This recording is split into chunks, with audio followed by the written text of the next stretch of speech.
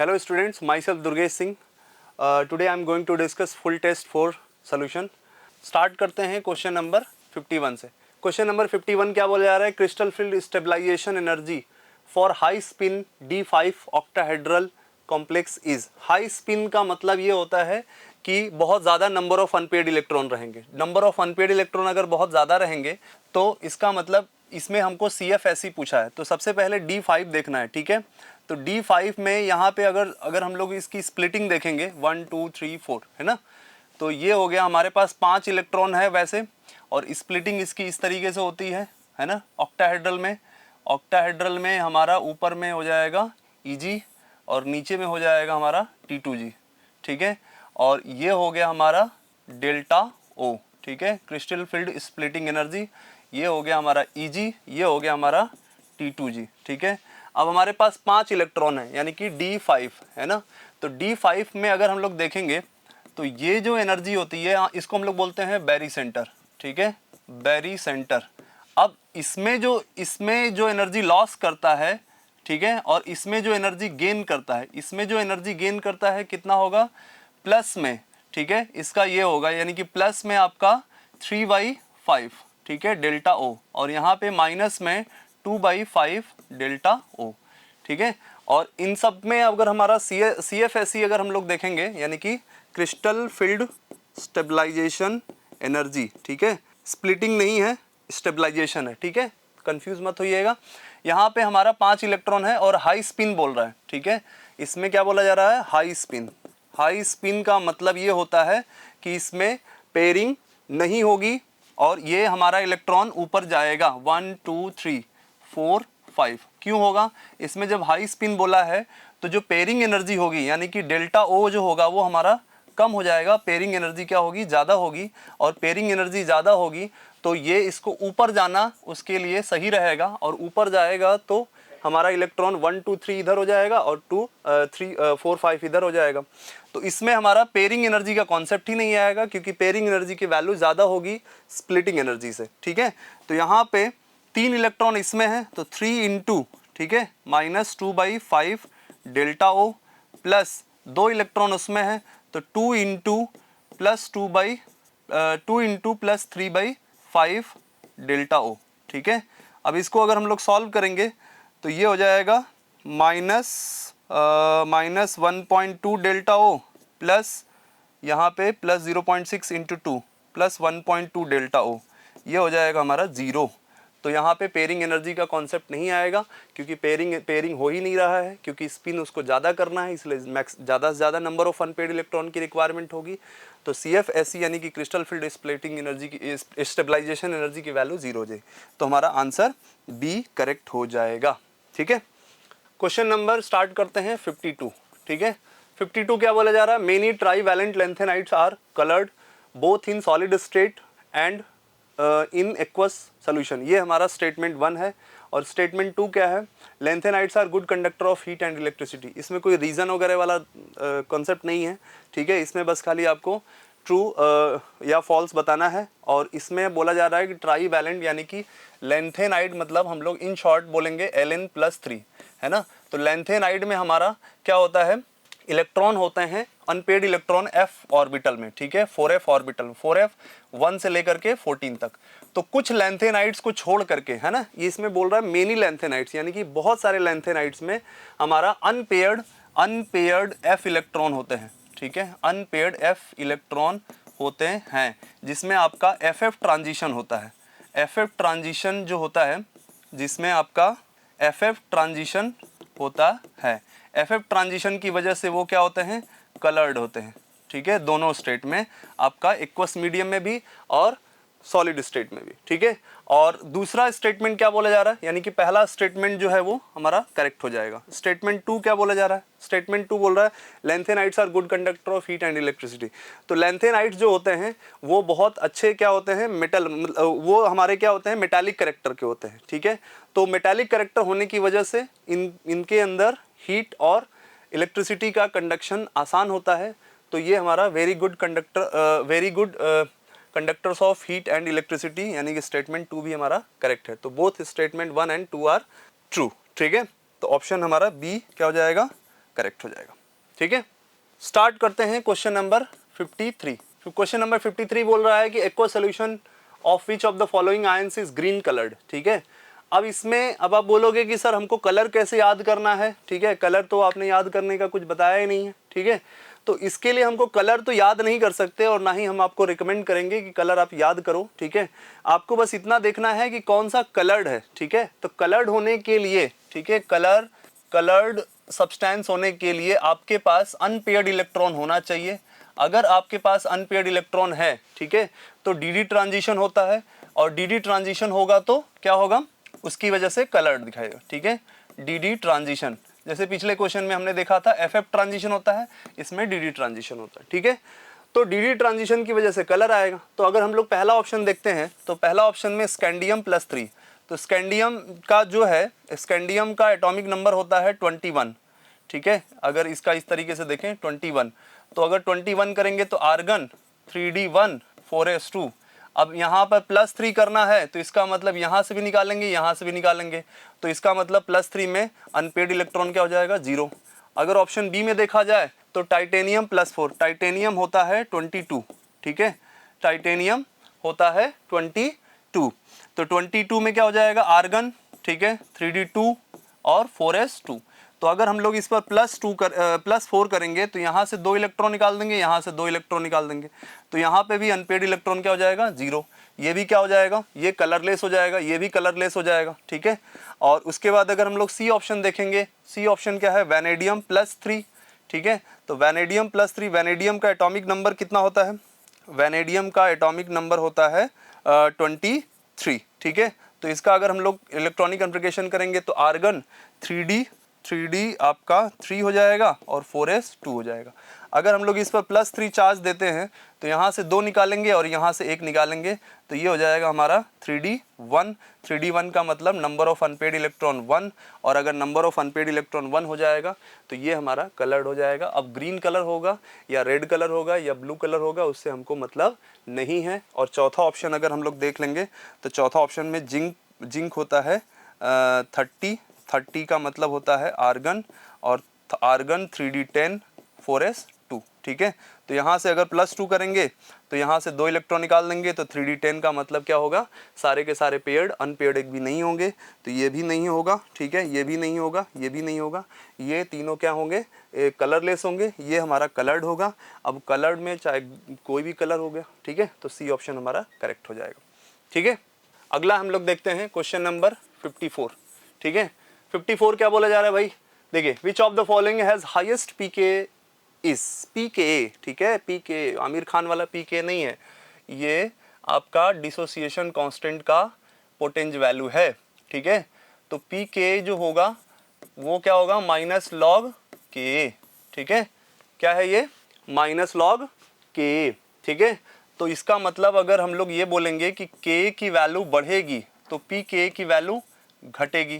ठीक है, इसका उल्टा बोलेंगे कि के की वैल्यू कम होगी तो पी के की वैल्यू बढ़ेगी। तो इसका मतलब क्या होगा, इसका मतलब कि के घटेगा तो एसिडिक कैरेक्टर क्या होगा, घटेगा। क्यों भाई, क्योंकि के का मतलब डिसोसिएशन कांस्टेंट ऑफ एसिड, अगर डिसोसिएशन कांस्टेंट कम होगा इसका मतलब H+ का अमाउंट कम होगा, और अगर H+ का अमाउंट कम होगा तो एसिडिक स्ट्रेंथ कम होगी, एसिडिक स्ट्रेंथ कम होगी तो पी के वैल्यू क्या हो जाएगी, बढ़ जाएगी। ठीक है, उसी का अपोजिट है। तो हमको ये देखना है इन चारों में से एसिडिक स्ट्रेंथ, और ये हमें पता होना चाहिए कि एसिडिक स्ट्रेंथ का जो ऑर्डर है, एसिडिक स्ट्रेंथ का जो ऑर्डर है HF, HCl, HBr और HI, इनमें एसिडिक स्ट्रेंथ का ऑर्डर ये इस तरीके से होगा। ठीक है, तो इसका एसिडिक स्ट्रेंथ सबसे कम यानी कि के सबसे कम, तो पी के सबसे ज़्यादा, तो पी के सबसे ज़्यादा यानी कौन सा ऑप्शन हो जाएगा, ऑप्शन ए जो है करेक्ट हो जाएगा। ठीक है, क्वेश्चन स्टार्ट करते हैं क्वेश्चन नंबर 55। क्वेश्चन नंबर 55 क्या बोला रहा है, ठीक है, यहाँ पर ऑप्शन नहीं लिखा है, ऑप्शन उधर लिखा है, तो पहले क्वेश्चन देख लेते हैं। The molar ratio of component A and B in a solution at which vapour pressure of A and B are equal is. ठीक है, देखिए भाई ऐसा है कि मोलर रेशियो ए और बी का बताना है, यानी कि Na/Nb का रेशियो बताना है। ठीक है, number of moles of A और number of moles of B. ठीक है, तो अब अगर ऐसे देखा जाए तो इसमें कंडीशन वाइज क्वेश्चन में दिया है क्या, पीए और पीवी इक्वल होगा, यानी कि partial pressure of A and B कह रहा है क्वेश्चन में इक्वल है। और पीए का वैल्यू क्या होगा, P naught A X A, ठीक है, is equal to P naught B X B. हमको क्वेश्चन में पी नॉट ए और पी नॉट बी दिया हुआ है, आराम से प्यार से कर लीजिए। यहाँ पे एक्स ए अपॉन एक्स बी क्या हो जाएगा, P naught B upon P naught ए, ठीक है। पी नॉट बी कितना है भाई, पी नॉट बी है 100 और पी नॉट ए कितना है भैया 250, इसको कटा दीजिए, ये हो जाएगा 2, ये हो जाएगा 5, ठीक है। अब आप बोल रहे हो कि सर यही हमारा आंसर ही होगा, क्यों होगा मैं बता दे रहा हूँ। इसको हम लोग लिख सकते हैं N A upon N A plus N B, ठीक है, और upon N B upon N A plus N B, ठीक है, इज इक्वल टू 2/5। ये प्यार से कटा दीजिए तो ये हमारा प्यार से आंसर आ जाएगा, N A upon N B is equal to 2/5, ठीक है। अब एक बार ऑप्शन देख लेते हैं, ठीक है, ऑप्शन हमने अभी देखा नहीं, ठीक है, ऑप्शन इधर लिखा हुआ है, ठीक है, ये रहा हमारा ऑप्शन। ऑप्शन कौन सा हो जाएगा भैया, ऑप्शन बी जो है वो हमारा करेक्ट हो जाएगा, ठीक है। स्टार्ट करते हैं क्वेश्चन नंबर 57, सॉरी स्टार्ट करते हैं क्वेश्चन नंबर 56, ठीक है। कह रहा है unit of rate constant of second order reaction is, second order reaction का रेट कांस्टेंट का यूनिट बताना है, ठीक है। तो सेकेंड ऑर्डर रिएक्शन का rate, unit of rate constant का value, unit of rate constant का जो फॉर्मूला होता है ये हो जाएगा हमारा मोल पर लीटर के power 1 minus N into time inverse, ठीक है। अब यहाँ पे टाइम हमारा ऑप्शन में तो सेकेंड में दिया हुआ है, तो यहाँ पे n की वैल्यू क्या है, ऑर्डर, अगर हम लोग n की वैल्यू 2 रखेंगे इस क्वेश्चन में सेकेंड ऑर्डर के लिए, तो मोल अपॉन लीटर के power 1 minus 2 into second inverse, ठीक है। और यहाँ पे क्या हो जाएगा, मोल के पावर -1, लीटर के पावर 1 अपॉन लीटर के पावर -1, तो लीटर के पावर +1 इंटू सेकेंड इनवर्स। ऐसा कौन सा ऑप्शन है, ऐसा कौन सा ऑप्शन है भैया, ऐसा ऑप्शन सी है, ठीक है, सिंपल, ठीक है। अगला क्वेश्चन देखते हैं, क्वेश्चन नंबर 57। देखिए भाई क्या बोला जा रहा है, नंबर ऑफ फैराडे, ठीक है, required to produce 1.35 gram of aluminium from molten AlCl3 is, जी हाँ 1.35 ग्राम ऑफ एल्यूमिनियम से आपको बताना है कितना फैराडे रिक्वायर्ड है। एक चीज़ हमको समझना है कि नंबर ऑफ फैराडे, यहाँ पे नंबर ऑफ फैराडे अगर हम लोग बताएंगे तो क्या होगा, यहाँ पे नंबर ऑफ इक्विवेलेंट, ठीक है, इक्विवेलेंट ऑफ मेटल डिपॉजिटेड, ठीक है, number of Faraday required is equal to number of metal, number of equivalent of metal deposited, ठीक है। बस ये हमको मेन की कॉन्सेप्ट समझना है कि एक इक्विवेलेंट में, ठीक है, वन इक्विवेलेंट में 1 फैराडे की जरूरत पड़ेगी, ठीक है। तो हम लोग पहले ये पता कर लेते हैं कि 1.35 ग्राम एल्युमिनियम डिपॉजिट करने में कितना इक्विवेलेंट का फॉर्मेशन हुआ, और उस इक्विवेलेंट के फॉर्मेशन के हिसाब से हम लोग बता देंगे उतना ही हमारा फैराडे हो जाएगा, ठीक है। तो बस हम लोग क्या करेंगे, नंबर ऑफ इक्विवेलेंट निकालने के लिए ये हो जाता है हमारा number of moles into valency factor, ठीक है। AlCl3 के लिए वैलेंसी फैक्टर कितना हो जाएगा, 3 हो जाएगा, क्योंकि जो चार्ज है वही हमारा valency factor. Number of moles कितना हो जाएगा 1.35 अपॉन, ठीक है, अपॉन एटॉमिक वेट इसका होगा 27 इंटू वैलेंसी फैक्टर 3, ये हो जाएगा आपका 9, ठीक है। इसको थोड़ा सा सही कर लेते हैं, और इसको सही करेंगे तो ये आपका कितना हो जाएगा 1.35 अपॉन 9, और ये हमारा हो जाएगा 13.5 into 10 to the power minus, इसको 135 इंटू 10 टू द पावर -2 लिख देते हैं अपॉन 9, ये आपका 15 टाइम्स जाएगा, ये आएगा आपका 0.15 इक्विवेलेंट। तो जितना इक्विवेलेंट होगा उतना ही फैराडे होगा, यानी कि नंबर ऑफ फैराडे कितना हो जाएगा 0.15 फैराडे, ठीक है। This is our answer. ऐसा ऑप्शन कौन सा है, ऐसा ऑप्शन बी है, ठीक है। चलिए स्टार्ट करते हैं क्वेश्चन नंबर 58, ठीक है। क्वेश्चन नंबर 58 क्या बोला जा रहा है, the number lambda naught m CH3COO twice Ca HCl and CaCl2 are x, y and z s centimetre square mole inverse, ठीक है। The lambda naught m for CH3COOH, ठीक है। सीधा सीधा हमारा कोलराउश लॉ का एप्लीकेशन है, और ये हमारा इंपॉर्टेंट क्वेश्चन बनता है। इस तरीके से हमारे पास जो है वो स्ट्रॉन्ग इलेक्ट्रोलाइट दिया हुआ है और स्ट्रॉन्ग इलेक्ट्रोलाइट से वीक इलेक्ट्रोलाइट का हम लोग लैम्डा नॉट एम बताएंगे, ठीक है। तो लैम्डा नॉट एम अगर हम लोग एसिटिक एसिड का बताते हैं, ठीक है, तो ये हो जाएगा लैम्डा नॉट CH3COO, है ना। एम जो है वो अंडरस्टूड है क्योंकि मोलर कंडक्टिविटी ही हम लोग ले रहे हैं, CH3COO minus plus lambda nought M H plus. This is our क्या application of Kohlrausch law. Kohlrausch law यही बोलता है कि ये जो है जो भी इलेक्ट्रोलाइट होंगे उनके आयंस का मोलर कंडक्टिविटी का समेशन होता है, ठीक है, क्योंकि इन दोनों की अपनी एक इंडिपेंडेंट आइडेंटिटी होती है, इस वजह से हम लोग डायरेक्टली ऐड कर सकते हैं। अब ये कहाँ से मिलेगा, ऑब्वियसली बात है कि हमारा कैल्शियम एसीटेट से मिलेगा। H प्लस कहाँ से मिलेगा, वो हमारा कहाँ से मिलेगा, HCl से मिलेगा। और CaCl2 से क्या मिलेगा, CaCl2 से हमको कैल्शियम और क्लोरीन को हटाना पड़ेगा। तो इसको हम लोग ऐसे लिख सकते हैं, ठीक है, lambda naught CH3COO twice Ca, ठीक है। यहाँ पर हमको चाहिए CH3COO माइनस, ठीक है, तो हमने ये 2 है तो इसको डिवाइड कर सकते हैं बाद में, ठीक है, प्लस यहाँ H प्लस है तो यहाँ HCl वाला हम लोग ऐड कर लेते हैं, lambda naught HCl minus lambda naught CaCl2, ठीक है। अब एक काम करते हैं, हमको यहाँ 2 है, यहाँ पे 2 है, तो हम लोग क्या कर लेते हैं, यहाँ पे अपॉन 2 भी कर लेते हैं। अब देखते हैं क्यों ऐसा किया हमने, यहाँ पे हमने अपॉन 2 किया तो मिलेगा क्या, ये मिलना चाहिए, ठीक है। इसको एक बार ब्रेक करके देख लेते हैं, लैम्डा नॉट CH3COO माइनस इसका 2 टाइम्स ले लेंगे plus lambda not Ca plus 2 plus lambda not H plus lambda not Cl minus lambda naught Ca plus 2 minus 2 times lambda naught Cl minus, ठीक है। तो यहाँ पे हम लोगों को क्या करना पड़ेगा, यहाँ पे हम लोगों को 2 से मल्टीप्लाई भी करना पड़ेगा, ठीक है, 2 लैम्डा नॉट HCl, ठीक है। तो 2 लैम्डा नॉट HCl तो 2H प्लस हो जाएगा और 2 Cl माइनस हो जाएगा, ठीक है। यहाँ पे मैं थोड़ा दोबारा लिख दे रहा हूँ, 2 times lambda naught H plus plus 2 times lambda naught Cl minus, ठीक है। तो 2 Cl माइनस 2 Cl माइनस से कैंसिल हो जाएगा और lambda naught Ca plus 2 lambda naught Ca plus 2 से कैंसिल हो गया। और हम पहले से ही 2 से डिवाइड कर रहे थे तो यहाँ 2 से डिवाइड भी कर दिए, तो यहाँ पे ये 2 से डिवाइड कर दिए तो ये हो जाएगा, ठीक है, आपका CH3। यहाँ पे अगेन ये हमारा मिल जाएगा lambda naught CH3COO minus plus lambda not H plus, ठीक है, क्योंकि 2 से हमने डिवाइड किया। अब हमने यहाँ पे कौन सा ऑपरेशन किया है वो हमको बस यहाँ पर लिख देना है, ठीक है। हमने यहाँ पे क्या किया भैया, है ना, ये पूरी वैल्यू में हमने क्या किया है वो हम देख लेते हैं। इसकी वैल्यू क्या है, इसकी वैल्यू x है ना, तो यहाँ पे मैं लिख दे रहा हूँ इक्वल टू x, ठीक है, प्लस y, ठीक है, x plus y, x plus 2y, ठीक है। HCl का हम लोग 2 से मल्टीप्लाई किए थे और माइनस आपका z हो जाएगा, ठीक है, अपॉन हमने क्या किया 2 कर दिया तो ये हो जाएगा x/2 plus y minus z/2, ठीक है।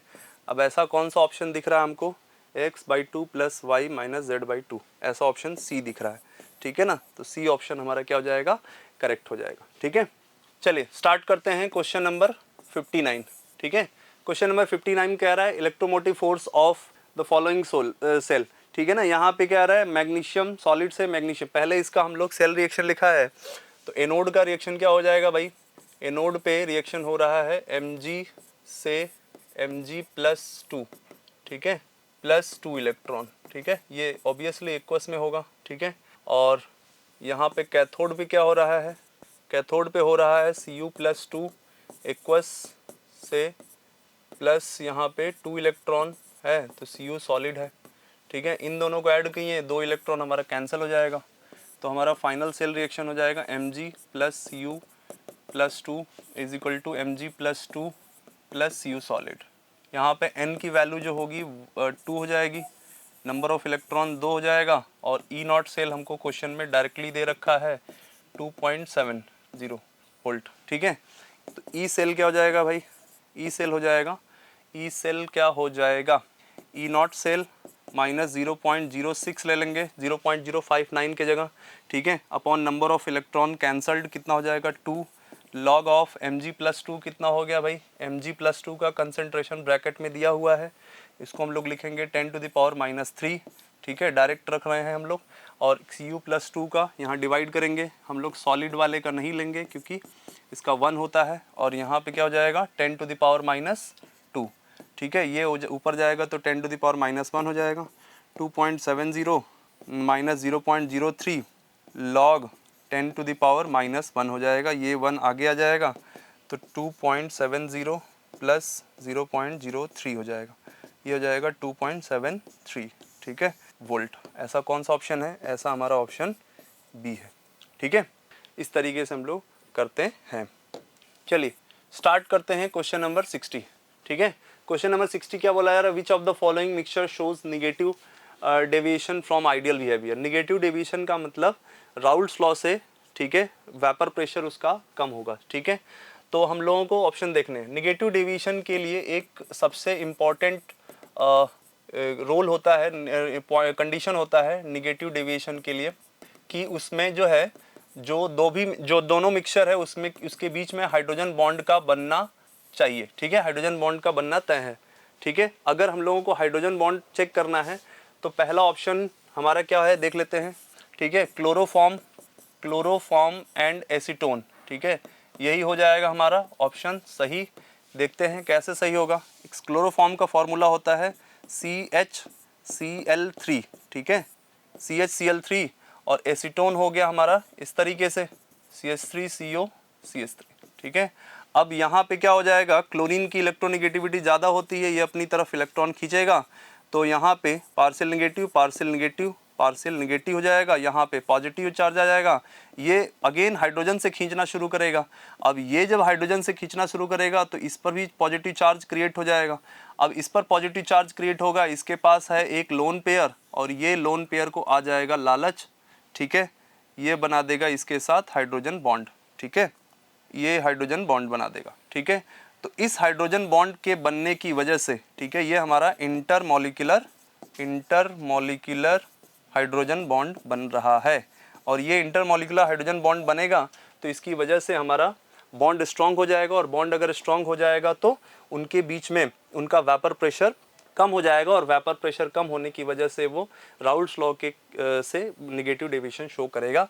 यानी ऑप्शन हमारा ए जो है करेक्ट है, ठीक है। बाकी को अगर बी ऑप्शन देखेंगे तो bromo ethane and chloro ethane, ये हमारा आइडियल सोल्यूशन हो जाएगा। डी सी में भी हमारा बेंजीन एंड टॉलुइन एक होमोलोग का डिफरेंस है, आइडियल सोल्यूशन हो जाएगा। इथेनॉल एंड एसीटोन, इथेनॉल और एसीटोन को मिलाएंगे तो इथेनॉल का जो हाइड्रोजन बॉन्ड है वो एसीटोन की वजह से हमारा डिस्टर्ब हो जाएगा, तो बॉन्ड और वीक हो जाएगा, तो डी ऑप्शन पॉजिटिव डेविएशन हो जाएगा, तो ए ऑप्शन हमारा निगेटिव डेविएशन हो जाएगा। चलिए स्टार्ट करते हैं क्वेश्चन नंबर 61, ठीक है। 61 क्या बोला जा रहा है कि volume strength of 0.5 m H2O2 aqueous is, ठीक है। पहले तो हमको H2O2 का अगर हम डिसोसिएशन करेंगे तो ये हो जाएगा हमारा 2H2O, ठीक है, ये एक्वस में होगा, और ये 2H2O liquid plus O2 gas, ठीक है। और वॉल्यूम स्ट्रेंथ का जो फॉर्मूला होता है सीधा सीधा हम लोग लगा देंगे, ठीक है। वॉल्यूम स्ट्रेंथ का फॉर्मूला होगा, ठीक है, मोलैरिटी इंटू 11.2, ठीक है, ये हमारा फॉर्मूला होता है, ठीक है। और वॉल्यूम स्ट्रेंथ का मतलब ये होता है कि इसके 1 लीटर में, ठीक है, इसके 1 लीटर में कितना लीटर O2 गैस STP पर, ठीक है, STP पर जितना वॉल्यूम आता है वही उसका वॉल्यूम स्ट्रेंथ कहलाता है। ये नॉर्मल डिकम्पोजिशन से होता है। तो हम लोगों को क्वेश्चन में मोलैरिटी दिया है, वॉल्यूम स्ट्रेंथ पूछा है, तो वॉल्यूम स्ट्रेंथ क्या हो जाएगा, मोलैरिटी 0.5 यानी कि 1/2, 11.2, ये हो जाएगा हमारा 5.6, इसको हम लोग V से रिप्रेजेंट करते हैं, तो ये हमारा 5.6 भी यानी कि ऑप्शन ए सही हो जाएगा, ठीक है। स्टार्ट करते हैं क्वेश्चन नंबर 62, ठीक है। 62 क्या आ रहा है, विच of the following reactions is a disproportionation reaction, ठीक है। डिसप्रोपोर्शनेशन का मतलब होता है ये एक special type of redox reaction है जिसमें एक ही एलिमेंट का ऑक्सीडेशन और उसी एलिमेंट का रिडक्शन होता है।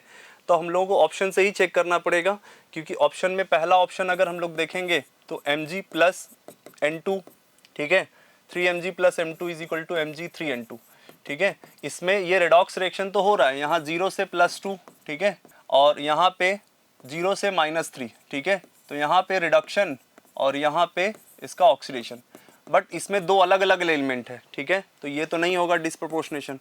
उसके बाद ऑप्शन बी देखेंगे, CuSO4 plus zinc is equal to zinc plus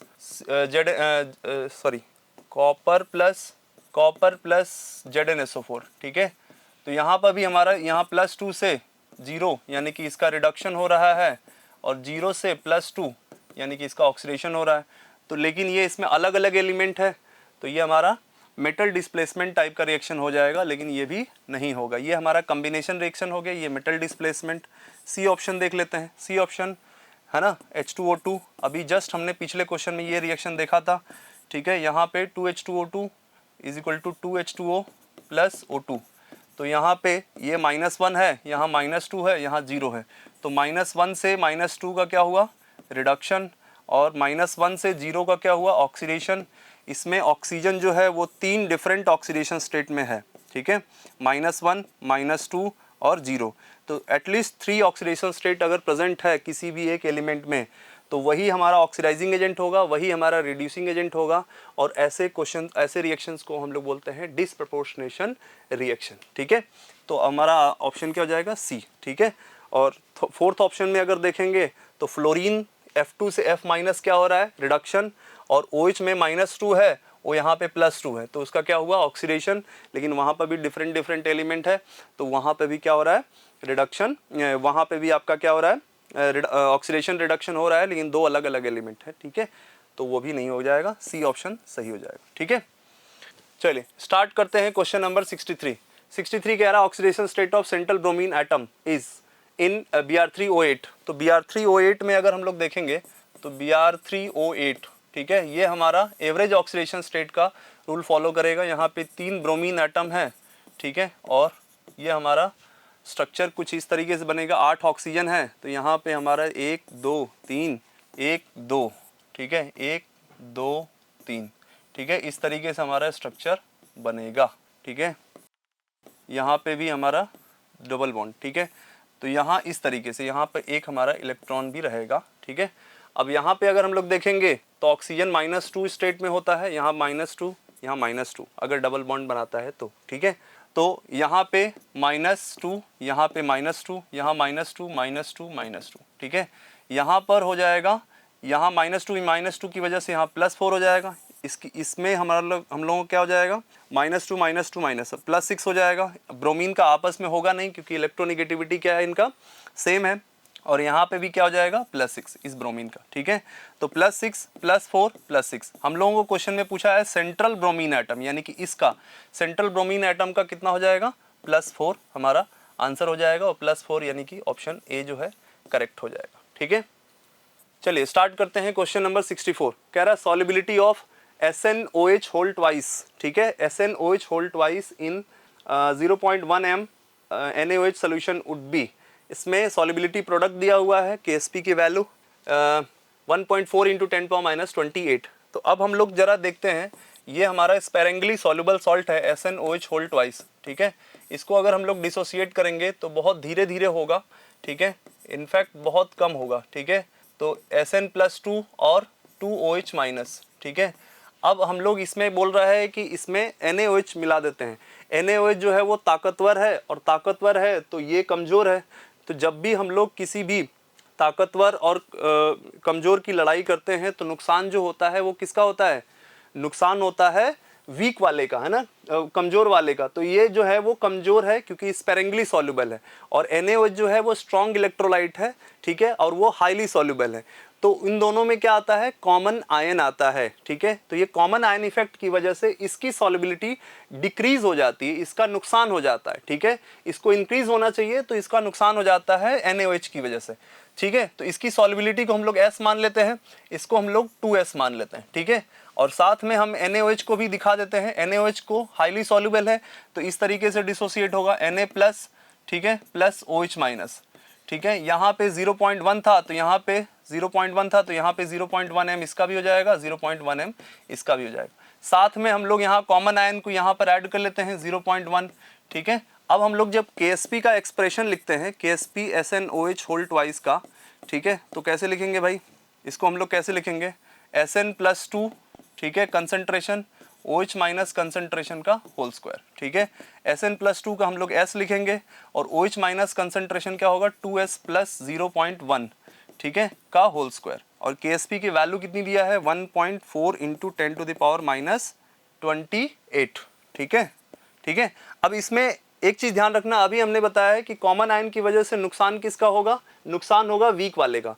तो वीक वाले का यानी कि एक तो इसका सॉल्युबिलिटी जो है 10 टू द पावर माइनस 28 की वजह से बहुत ही कम है, बहुत ज़्यादा कम है, और उसमें भी हम लोग कॉमन आयन मिला दिए तो इसका और सप्रेशन हो गया। जब और सप्रेशन हो गया तो सॉल्युबिलिटी जो है वो कम हो जाएगी। ठीक है, सॉल्युबिलिटी बहुत बहुत बहुत कम हो जाएगी 0.1 से।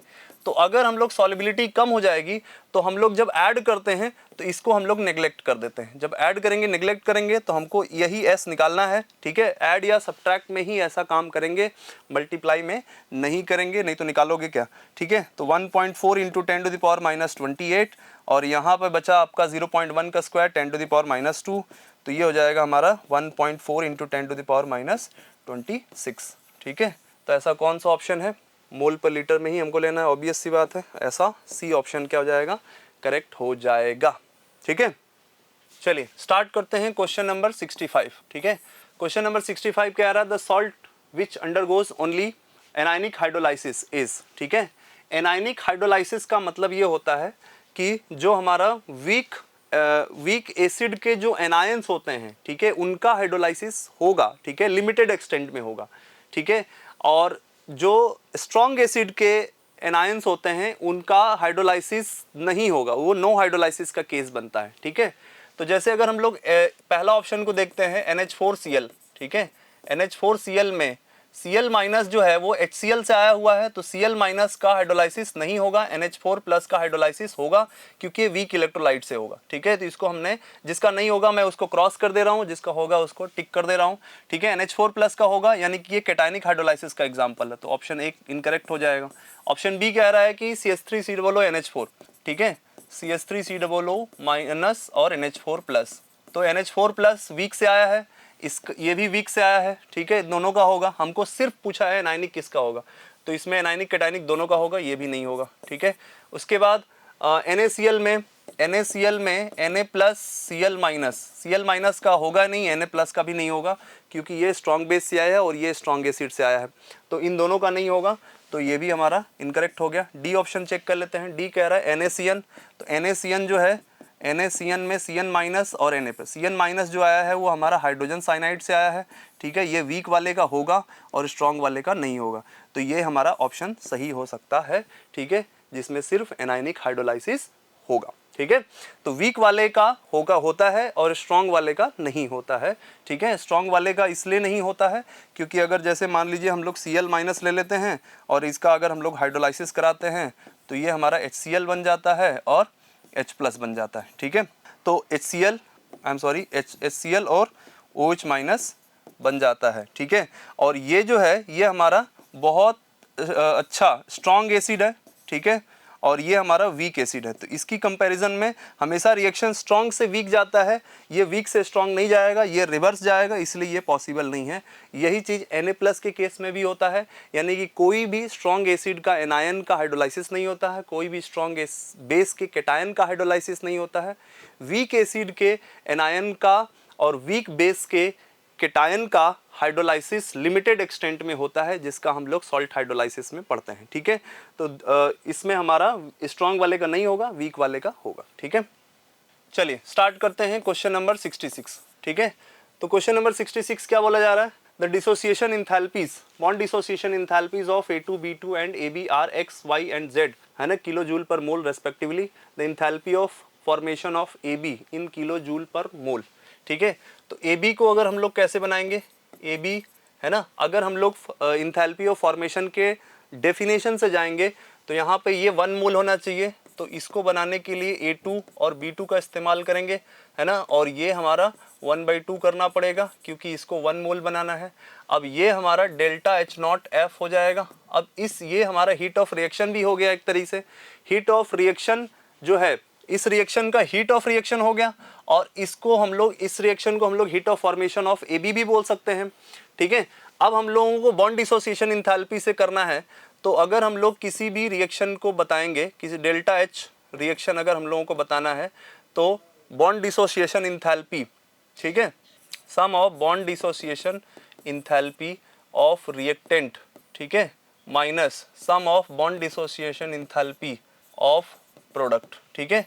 हमेशा हम लोग याद रखते हैं रिएक्टेंट माइनस प्रोडक्ट होता है, ठीक है। तो इस रिएक्शन का ए बी का हीट ऑफ फॉर्मेशन या इसका इंथैल्पी ऑफ फॉर्मेशन, हम लोगों को क्या क्या क्वेश्चन में दिया है, A2 का x दिया है, तो यहाँ पर 1/2 होता है, तो हाफ मोल का x/2 हो जाएगा, ठीक है, प्लस, ठीक है, B2 का y दिया है, तो हाफ मोल का क्या हो जाएगा 1/2 y, ठीक है, और AB का z दिया है, तो यहाँ पर क्या हो जाएगा -z, ठीक है। तो x/2 plus y/2 minus z, ऐसा ऑप्शन कौन सा है, ऐसा ऑप्शन सी है, ठीक है।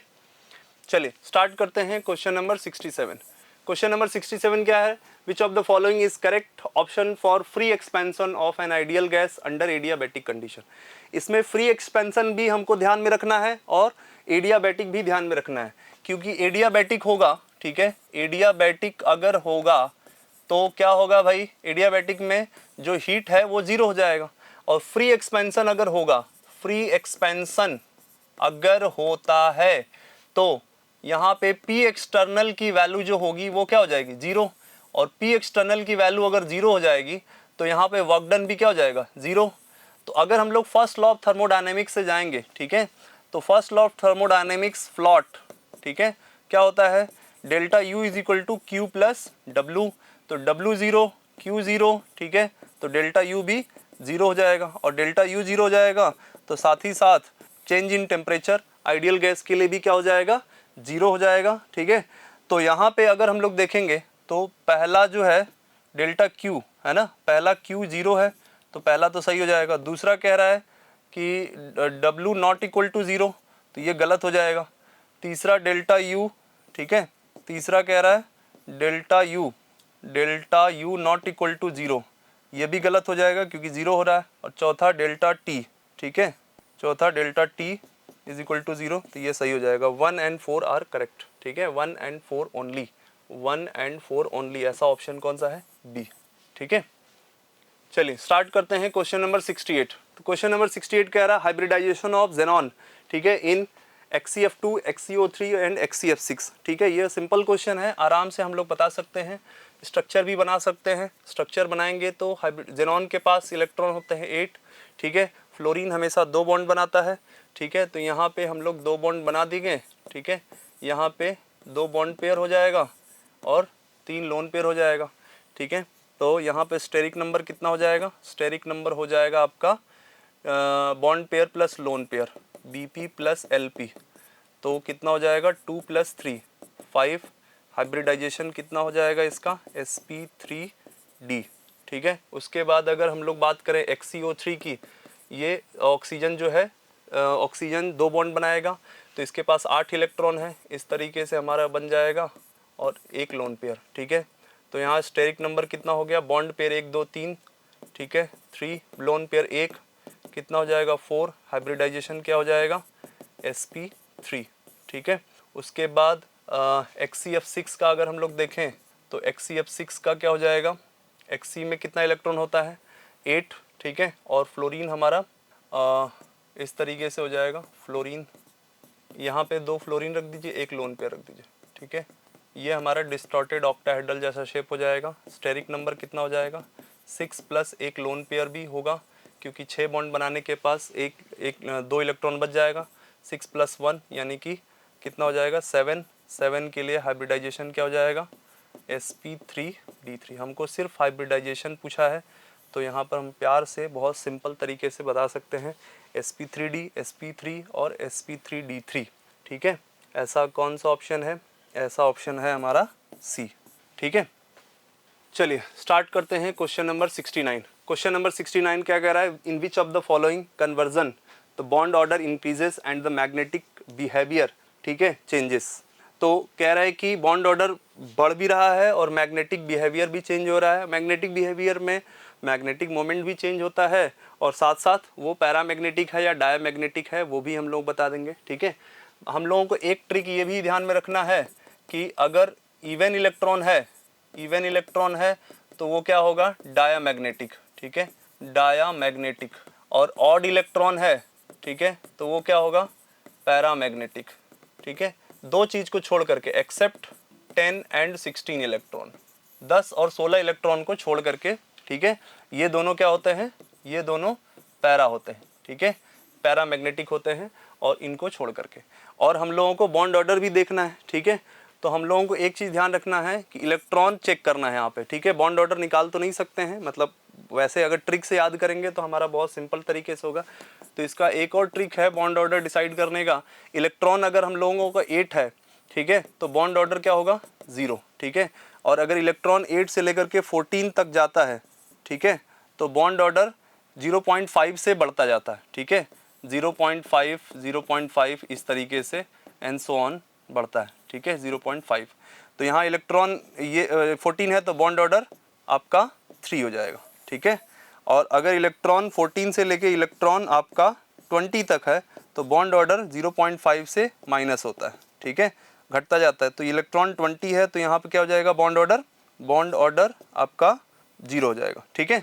अच्छा, अब इसमें हम लोग देखेंगे N2 का, पहला ऑप्शन देख लेते हैं। N2 का बॉन्ड ऑर्डर कितना है, N2 मतलब 14, ठीक है, 14 से, ठीक है, N2 से कन्वर्जन हो रहा है N2 माइनस, ठीक है, तो बॉन्ड ऑर्डर कितना है, यहाँ पे 14 इलेक्ट्रॉन है, 14 का 3 होता है, N2 माइनस का मतलब कितना होगा, इलेक्ट्रॉन 15 हो गया, तो 14 से 0.5 घटना शुरू करता है, एक एक एटॉमिक नंबर बढ़ने पर, एक एक इलेक्ट्रॉन बढ़ने पर, ठीक है।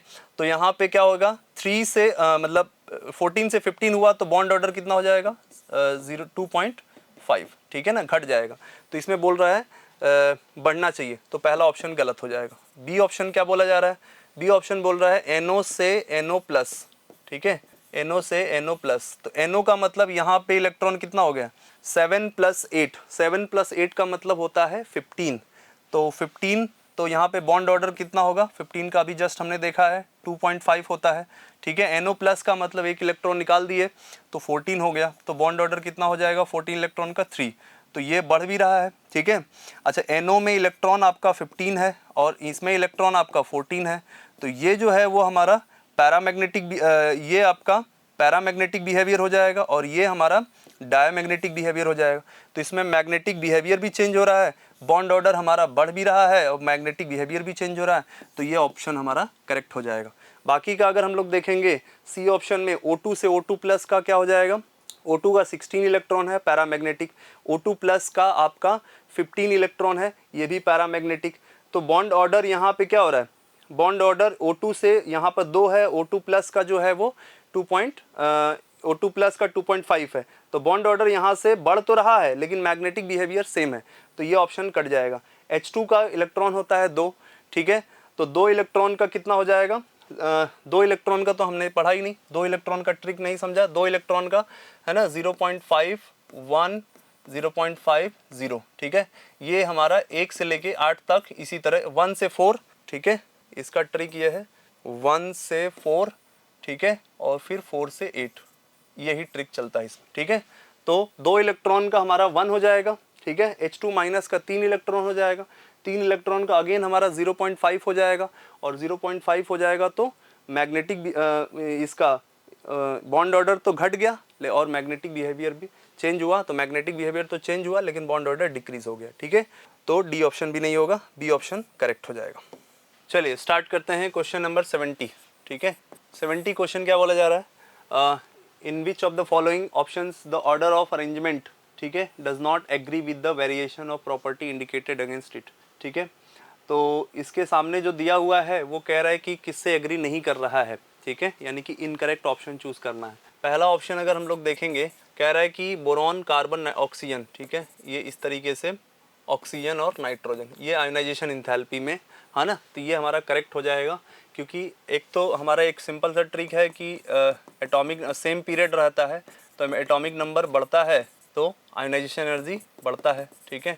आयोनाइजेशन एनर्जी बढ़ तो रहा है लेकिन इसमें एक्सेप्शन होता है कि 2p3 जो है 2p4 से ज़्यादा होता है, तो 2p3 ज़्यादा हो जाएगा तो क्या होगा हमारा, नाइट्रोजन ऑक्सीजन से ज़्यादा, बाकी हमारा कार्बन और बोरॉन का, तो ये हमारा करेक्ट हो जाएगा, करेक्ट ऑर्डर है।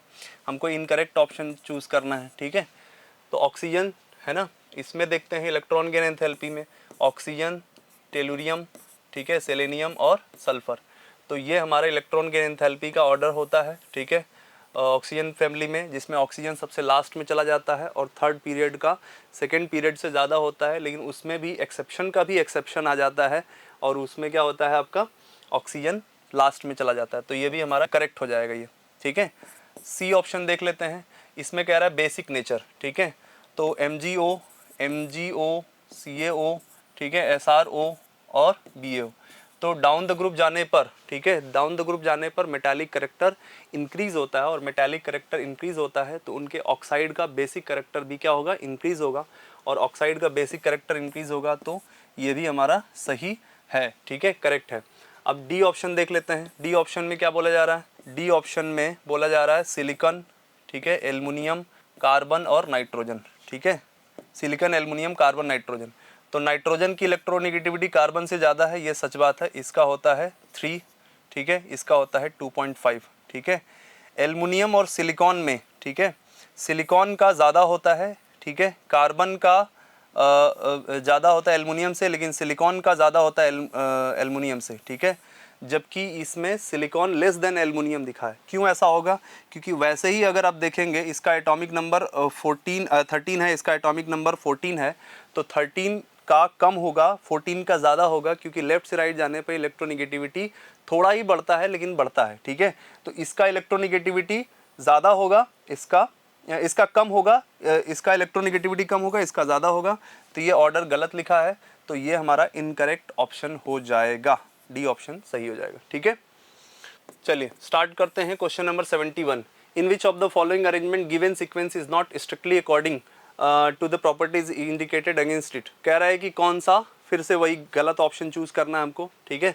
तो यहाँ पे क्या होगा, N2O, N2O3, NO2, N2O5, ठीक है, यह ऑक्सीडेशन नंबर, ठीक है।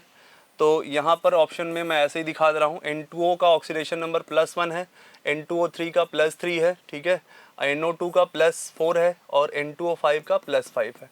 तो ये ऑर्डर तो सही लिखा है, ठीक है, ये करेक्ट है, ठीक है। बी क्या है, बी बोल रहा है SbH3 less than ASH3 less than PH3 less than NH3, है ना, इंक्रीजिंग HEH बॉन्ड एंगल, ठीक है। तो HEH एग्जिस्ट फॉर एलिमेंट, ठीक है, एलिमेंट का इसके साथ, ठीक है। तो बॉन्ड एंगल अगर हम लोग देखेंगे तो बॉन्ड एंगल का जो फैक्टर होता है, बॉन्ड एंगल 2-3 चीज़ों पर डिपेंड, मतलब 3-4 चीज़ों पर डिपेंड करता है। पहला तो हमारा एक तो होता है हाइब्रिडाइजेशन, ठीक है, दूसरा होता है lone pair on central atom, ठीक है, तीसरा होता है इलेक्ट्रोनेगेटिविटी ऑफ सेंट्रल एटम, चौथा होता है साइज ऑफ टर्मिनल एटम, ठीक है, या इसको हम लोग सराउंडिंग एटम भी बोल सकते हैं। तो इसके डायरेक्टली प्रोपोर्शनल होता है, इसके इन्वर्सली प्रोपोर्शनल होता है, ठीक है, इसके इन्वर्सली प्रोपोर्शनल होता है, ठीक है, इसके डायरेक्टली प्रोपोर्शनल होता है और इसके डायरेक्टली प्रोपोर्शनल होता है, ठीक है। लोन पेयर के इन्वर्सली प्रोपोर्शनल होता है, बस इतना ध्यान रखिएगा, ठीक है। तो हाइब्रिडाइजेशन सेम है, सेम नहीं बोलेंगे क्योंकि NH3 ही हाइब्रिडाइज होगा, PH3, ASH3 या SbH3 हाइब्रिडाइज नहीं होगा, हाइब्रिडाइजेशन नहीं बनाता है ड्रैगो रूल के हिसाब से, ठीक है। तो NH3 का वैसे भी अगर आप देखोगे तो NH3 का बॉन्ड एंगल जो होगा 90, इसका 107 डिग्री होगा और इसका ज़्यादा है PH3 से, क्योंकि PH3 से ये PH3 हो गया, ASH3 हो गया, ठीक है, ASH3 हो गया और SbH3 हो गया। तो ये हमारे हाइब्रिडाइजेशन नहीं बनाते हैं, ये सब के सब हाइब्रिडाइजेशन नहीं बनाते हैं, नो हाइब्रिडाइजेशन, ठीक है, नो हाइब्रिडाइजेशन। तो हाइब्रिडाइजेशन नहीं बनाते हैं तो बॉन्ड एंगल अराउंड 90 डिग्री हो जाता है। हाँ, लेकिन ऑर्डर जो होगा वो इसी तरीके से होता है, जैसे इसका 93 हो जाएगा, इसका 92 हो जाएगा, इसका 91 हो जाएगा, इस तरीके से ये हो जाएगा अकॉर्डिंग टू ड्रैगो रूल, ठीक है, अकॉर्डिंग टू ड्रैगो रूल, ठीक है। ड्रैगो रूल के हिसाब से इस तरीके से लगभग 90 डिग्री के आसपास हो जाएगा, तो NH3 ज़्यादा हो जाएगा, यानी कि ये ऑप्शन हमारा मतलब करेक्ट ऑर्डर दिया हुआ है, ठीक है। उसके बाद है ना, नेक्स्ट पेज में मैं आपको दिखा दे रहा हूँ। ऑप्शन सी में क्या बोला जा रहा है, ऑप्शन सी में बोल रहा है H2O less than H2S, H2SC और H2T, इंक्रीजिंग डिसोसिएशन कांस्टेंट, ठीक है, डिसोसिएशन कांस्टेंट एट 298 केल्विन, यानी कि 225 डिग्री सेंटीग्रेड पर डिसोसिएशन कांस्टेंट बताना है, यानी कि K का ऑर्डर बताना है। K का मतलब एसिडिक स्ट्रेंथ, ठीक है, एसिडिक स्ट्रेंथ का ऑर्डर बताना। तो सीधा सीधा भैया ये है कि अगर हम लोग डाउन द ग्रुप जाएंगे तो डाउन द ग्रुप जाने पर है ना, बॉन्ड लेंथ इंक्रीज होगा और बॉन्ड लेंथ इंक्रीज होगा तो H+ आसानी से छोड़ेगा, और H+ अगर आसानी से छोड़ेगा तो जो हमारा कॉन्जुगेट बेस होगा उसकी स्टेबिलिटी बढ़ेगी, और अगर इसकी स्टेबिलिटी बढ़ेगी तो एसिडिक कैरेक्टर भी बढ़ेगा। ठीक है, एसिडिक कैरेक्टर बढ़ेगा, एसिडिक कैरेक्टर बढ़ने की वजह से, ठीक है, ये ऑप्शन जो लिखा हुआ है ऑर्डर वो हमारा सही लिखा गया है। और डी ऑप्शन एक बार चेक कर लेते हैं। डी ऑप्शन कह रहा है HI, ठीक है, HBr, HCl और HF, ये कह रहा है ना, इंक्रीजिंग एसिडिक कैरेक्टर। तो ये हमारा गलत हो जाएगा भैया सीधा सीधा, क्योंकि HF जो होता है ये वीक एसिड होता है और ये स्ट्रॉन्ग एसिड होता है। ठीक है, इसका रीज़न ये है कि F- की स्टेबिलिटी कम होती है और I- की स्टेबिलिटी ज़्यादा होती है। ठीक है, ये आसानी से H+ नहीं छोड़ेगा, ये आसानी से H+ छोड़ेगा, ये वीक एसिड हो जाएगा, ये स्ट्रॉन्ग एसिड हो जाएगा। यानी कि गलत यही हुआ, और गलत यही हुआ तो हमारा ऑप्शन डी हमारा सही हो जाएगा, इनकरेक्ट। ठीक है,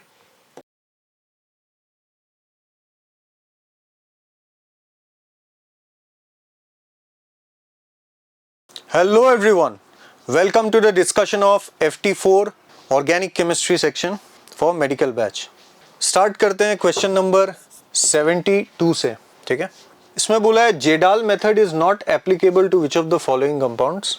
तो आप लोगों को पता ही है कि जेडाल मेथड जो है ये प्रैक्टिकल ऑर्गेनिक केमिस्ट्री में आता है और इसके कुछ एक्सेप्शन होते हैं। ठीक है, ये डिटर्मिनेशन ऑफ नाइट्रोजन के लिए यूज होता है, लेकिन कुछ कंपाउंड्स होते हैं जो इसके एक्सेप्शंस होते हैं जो जेडाल मेथड नहीं देते हैं, जैसे नाइट्रो हो गया, एजो हो गया, एजॉक्सी हो गया, पिरिडीन हो गया, क्विनोलिन हो गया, ये लोग नहीं देते हैं। ठीक है, तो यहाँ पे हम लोग देख सकते हैं नाइट्रो भी है, एजो भी है, पिरिडीन भी है, तो इसका आंसर डी दिल्ली हो जाएगा। Let's look into the next question 73। इसमें बोला मैच द कॉलम, कॉलम 1 दिया और बताइए कौन सा रिएक्शन है ये। ठीक है, तो राइट साइड में लिखा ही हुआ है, तो मैं एक एक करके आपको बताते चलता हूँ। जैसे अगर ए की बात करें, C2H6 से अगर मैं Cl2 UV लाइट का रिएक्शन करूँ तो मुझे मिलेगा C2H5Cl। तो ये जो रिएक्शन होता है इसमें एक्चुअली फ्री रेडिकल इन्वॉल्व होता है, the path is free radical substitution. ठीक है, तो इसलिए इसका आंसर हो जाएगा Q, that is free radical substitution. ठीक है, तो दिस इज ए। ये फोटो हेलोजिनेशन ऑफ एल्केन्स में आपने पढ़ा होगा। बी की अगर बात करें, C6H5 मतलब आप बेंजीन बना सकते हैं उसके साथ NH2, और इसका रिएक्शन हम लोग कर रहे हैं NaNO2 HCl CO2Cl2 273 to 278 kelvin. तो कुछ नहीं करना है, आपको पता है कि NaNO2 HCl की वजह से डाइजोनियम बनेगा, उसके बाद डाइजोनियम हटा और Cl ऐड हो जाएगा तो क्लोरोबेंजीन बनेगा प्रोडक्ट। तो यहाँ पे उन्होंने बनाया तो नहीं है, लेकिन मैं आपको बना के बता देता हूँ। और ये जो रिएक्शन है ये सेंडमेयर रिएक्शन है, तो सेंडमेयर आपका S हो जाएगा। ठीक है, तो उसके बाद अगर हम लोग देखें C की तरफ, तो C की बात करें तो CH3Cl plus NaI in the presence of acetone. तो ये SN2 पाथ होता है जिससे Cl को आयोडीन रिप्लेस कर देता है और NaCl। ये कोई और नहीं, बहुत फेमस रिएक्शन है, फिंकलस्टाइन रिएक्शन। ठीक है, जो कि हो जाएगा P। उसके बाद अगर देखें लास्ट D में, तो हम लोग देख रहे हैं ऊपर वाली जैसा ही CH3Br इस बार AgF है, तो F Br को रिप्लेस कर देगा और साथ में बनेगा आपका AgBr। तो ये वाला आपका हो गया स्वार्ट्स रिएक्शन, ये भी NCERT में है। ठीक है, तो R हो जाएगा आंसर। तो आप देखो AQ, तो AQ में दो ऑप्शन है A और B। उसके बाद BS, तो BS हमारा एक ही हो सकता है, A हमारा करेक्ट आंसर है, बाकी भी आप मैच कर सकते हो, सही होगा। CP जो मैंने ऑलरेडी बनाए हैं CP, और ऊपर से DS। ठीक है, DR, तो DR आप देख सकते हो, तो ये करेक्ट ही है। ठीक है, आगे आते हैं क्वेश्चन नंबर 74 पे। N alkene having molecular formula C7H14 was subjected to ozonolysis in the presence of zinc dust. An equimolar amount of the following two compounds was obtained। बोला है कि ओजोनोलाइसिस करने के बाद ये दोनों प्रोडक्ट बनाए।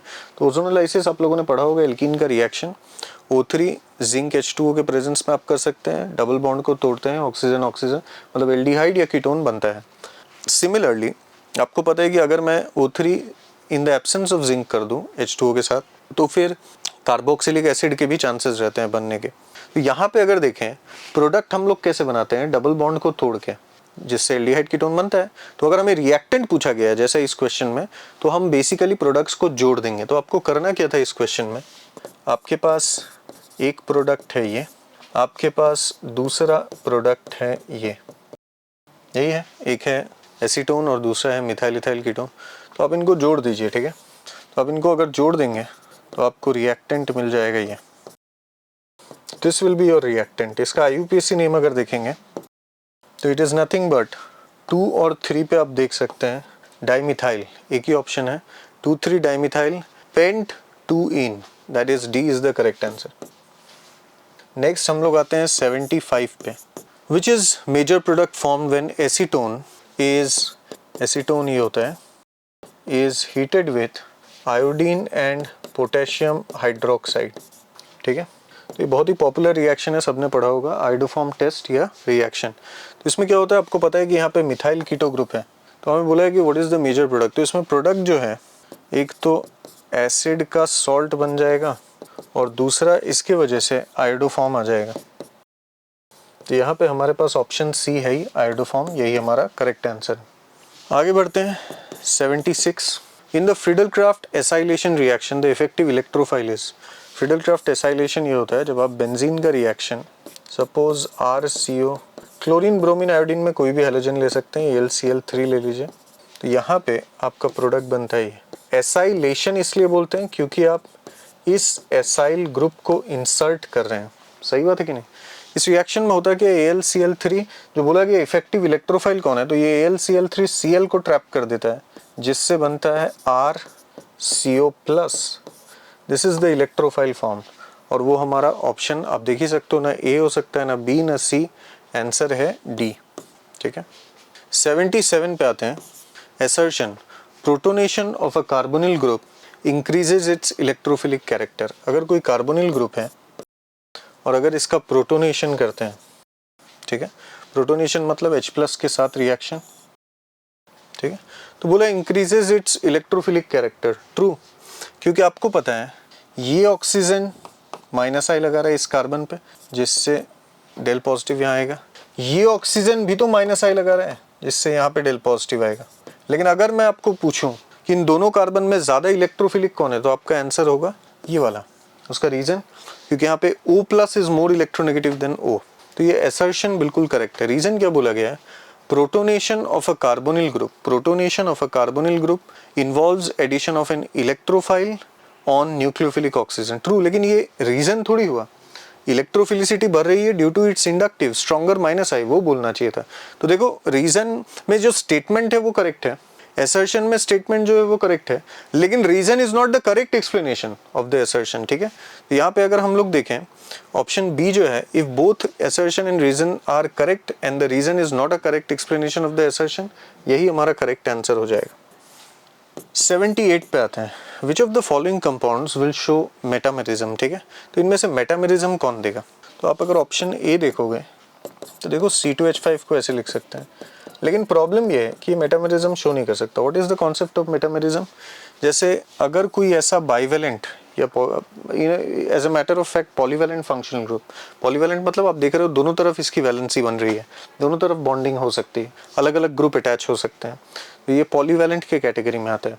तो ऐसा पॉलीवेलेंट फंक्शनल ग्रुप होना चाहिए, ठीक है, जिसमें यहाँ पे नेचर ऑफ ग्रुप्स डिफरेंट होना चाहिए। नेचर ऑफ ग्रुप्स डिफरेंट मतलब अगर हम कंपेयर करें किसी के साथ, जैसे यहाँ पे आप इसके सिवाय और कोई डिफरेंट आइसोमर बना ही नहीं पाएंगे। जैसे अगर आप कार्बोनिल को यहाँ पे ले जाएं और इस CH2 को यहाँ पे ले आएं, क्या ये दोनों को आप डिफरेंट बोलोगे, नहीं, इन दोनों का IUPAC नेम सेम है, इसलिए मेटामेरिज्म पॉसिबल नहीं है। लेकिन आप देखो ऑप्शन बी बिल्कुल दे देगा, क्योंकि C2H5 है तो मैं इसको ऐसे बनाता हूँ, सल्फर CH2CH3, सही है। अब आप देखो इसके भी तो, इस सल्फर के भी तो 2 लिंकेजेस हैं, मैं क्या कर सकता हूँ, CH2 को यहाँ पे ला सकता हूँ, तो आप देख सकते हो इथाइल प्रोपाइल, इथाइल मिथाइल, तो यहाँ पे ग्रुप का नेचर डिफरेंट, ग्रुप का नेचर डिफरेंट, तो बिल्कुल ये मेटामेरिज्म शो कर सकता है। तो C और D तो फिर कर पाएगा ही नहीं, आप देख ही सकते हो पॉसिबिलिटी भी नहीं है। मिथाइल मिथाइल है और क्या ही डिफरेंट बन सकता है, मिथाइल इथाइल है तो ये तो बिल्कुल A वाला केस हो गया, ठीक है। बस यहाँ पे ऑक्सीजन है, दैट इज ईथर ग्रुप, और वहाँ पे कीटोन था, इसलिए हमारा सही आंसर B हो जाएगा।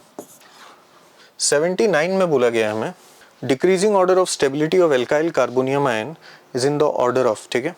तो मैं देख रहा हूँ अल्टीमेटली चारों ऑप्शन को अगर हम लोग ध्यान से देखें, वो सेम ग्रुप से रिपीट हो रहे हैं, ठीक है। तो पहला वाला ऑप्शन चलो एक एक करके चेक करते हैं।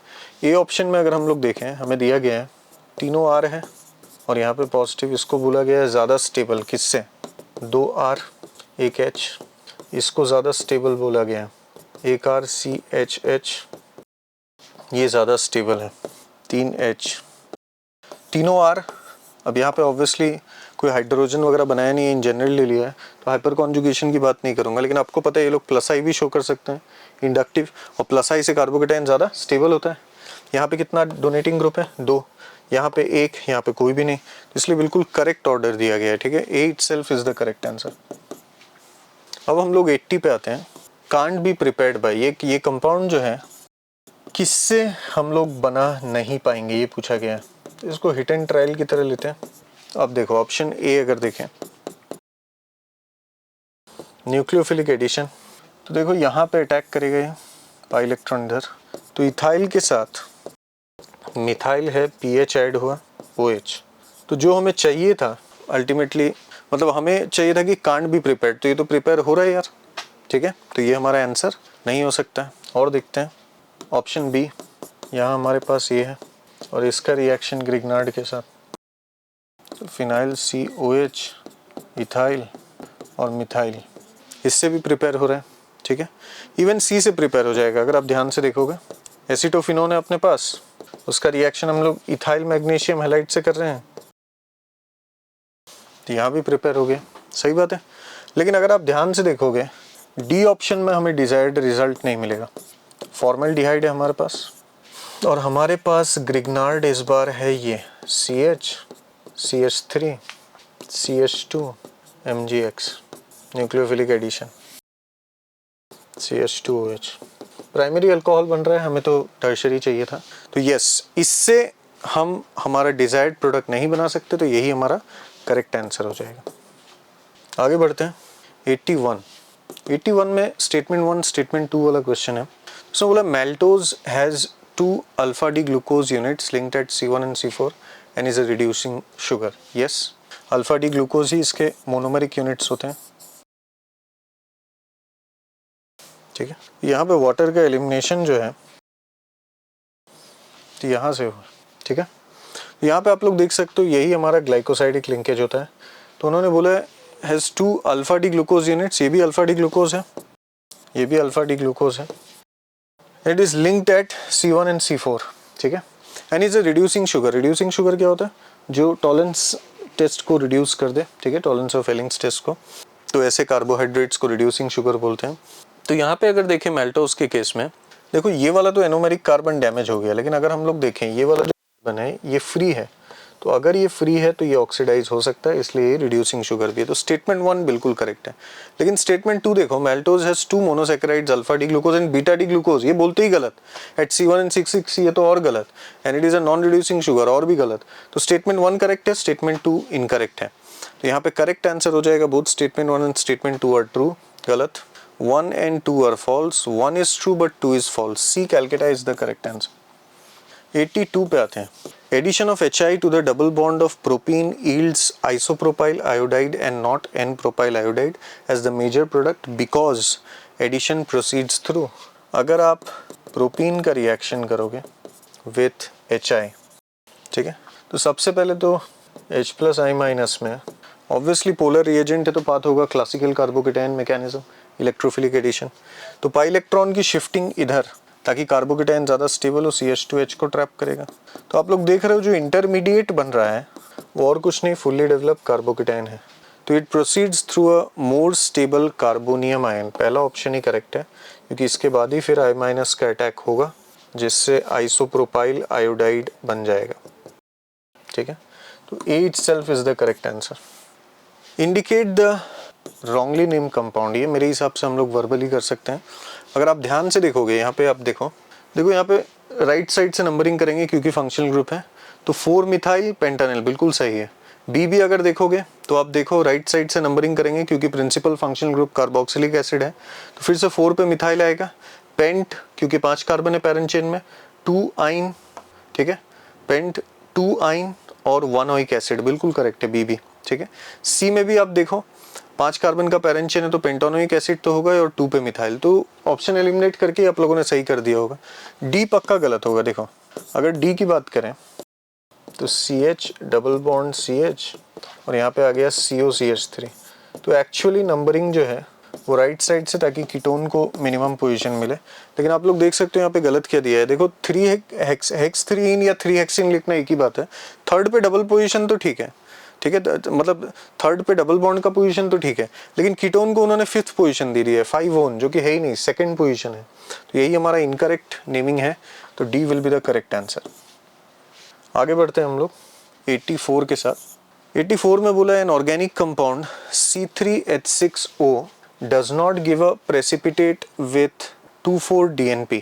ठीक है, अगर 2,4-DNP के साथ प्रेसिपिटेट नहीं दे रहा है, मतलब ना ही वो एल्डिहाइड है ना ही कीटोन है। आप लोगों ने पढ़ा होगा शायद एल्डिहाइड कीटोन में कि एल्डिहाइड कीटोन 2,4-डाइनाइट्रोफिनाइल हाइड्राजीन के साथ बनाते हैं 2,4-डाइनाइट्रोफिनाइल हाइड्राजोन। ठीक है, इसको ब्रैडीज रिएजेंट भी बोलते हैं, जिससे ऑरेंज रेड कलरेशन मिलता है हमें, या ऑरेंज रेड कलर्ड प्रोडक्ट। ठीक है, तो मतलब एल्डिहाइड या कीटोन नहीं देना चाहिए, क्योंकि does not give precipitate with बोला है, मतलब एल्डिहाइड या कीटोन नहीं होना चाहिए। तो हमारा ऑप्शन ए और ऑप्शन सी तो हो ही नहीं सकता, क्योंकि ए एल्डिहाइड है, सी क्या है, कीटोन, तो ए और सी तो एलिमिनेट हो गया। And does not react with metallic sodium, तो हमारा ऑप्शन बी भी नहीं हो सकता, क्योंकि आप लोग देख सकते हो ऑप्शन बी में 2,4-DNP तो नहीं देगा, लेकिन अगर आप देखोगे ये एसिडिक एच आ गया, तो ये तो मेटेलिक सोडियम के साथ रिएक्शन कर जाएगा। मतलब सबसे बेस्ट आंसर है, ये भी गलत है, बेस्ट आंसर इज डी। क्योंकि डी में देखो मैं दोनों चीजें जस्टिफाई कर देता हूँ, आपको ऑप्शन से ही सॉल्व करना था ये। ना इसके पास एल्डिहाइड है ना कीटोन है, तो ये 2,4-DNP नहीं दे सकता। इसके पास कोई भी एसिडिक एच नहीं है। एसिडिक एच मतलब when hydrogen is attached to highly electronegative atom. यही हमारा करेक्ट आंसर है डी। अब हम आते हैं 85 पे। Which of the following reagents will convert paramethyl benzene diazonium chloride into paracrisol? ये रिएक्टेंट से प्रोडक्ट हमें बनाना है। कैसे बनाएंगे? बड़ा सिंपल है, हाइड्रोलाइसिस कर दीजिए, OH माइनस इस N2 को रिप्लेस कर देगा। ठीक है, तो बड़ा इजी क्वेश्चन था। B Bombay is the correct answer. अब आते हैं हम लोग सेक्शन बी पे। क्वेश्चन नंबर 86 देखते हैं। हमें बोला गया the most suitable reagent for the conversion of, एक अल्कोहल आपको दिया है और इससे हमें बनाना है ये एल्डिहाइड। तो एक प्राइमरी अल्कोहल है और इससे हमें एल्डिहाइड बनाना है। ठीक है, बोला है कि मोस्ट सुइटेबल रिएजेंट कौन सा होगा, तो आप लोगों को पता ही है KMnO4, K2Cr2O7 या फिर CrO3। एसिड नहीं दिया है, लेकिन CrO3 कपल्ड विद एसिड होता है जोन्स रिएजेंट। तो ये ABC ऑप्शन जो है ये सब स्ट्रॉन्ग ऑक्सीडाइजिंग एजेंट होते हैं। ये लोग एल्कोहल को कार्बोक्सिलिक एसिड में कन्वर्ट करते हैं। तो best option will be PCC, pyridinium chlorochromate, क्योंकि ये PCC जो है ये एक माइल्ड ऑक्सीडाइजिंग एजेंट होता है।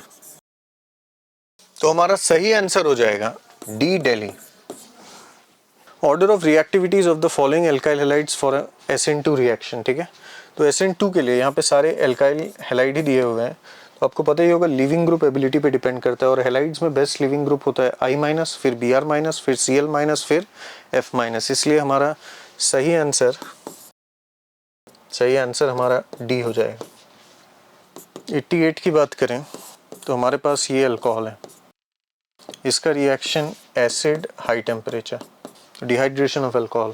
तो OH हटाओ पहले, फिर कार्बोकेटाइन बनाओ, बट ये मोस्ट स्टेबल कार्बोकेटाइन नहीं है, क्योंकि इसका अल्फा H सिर्फ 2 है। तो आप फिर मिथाइल शिफ्ट करो। जब मिथाइल शिफ्ट करोगे तो मोस्ट स्टेबल कार्बोकेटाइन बन गया, क्योंकि इसका अल्फा H 6 हो चुका है। तो अब final step, most stable alkene हमें बनाना है, जो कि है हमारा ये प्रोडक्ट डी, दिल्ली। 89 फिनॉल दिया हुआ है जिंक डस्ट के साथ। तो आपको पता है कि बेंजीन बनता है इससे, तो ये हमारा X हो गया।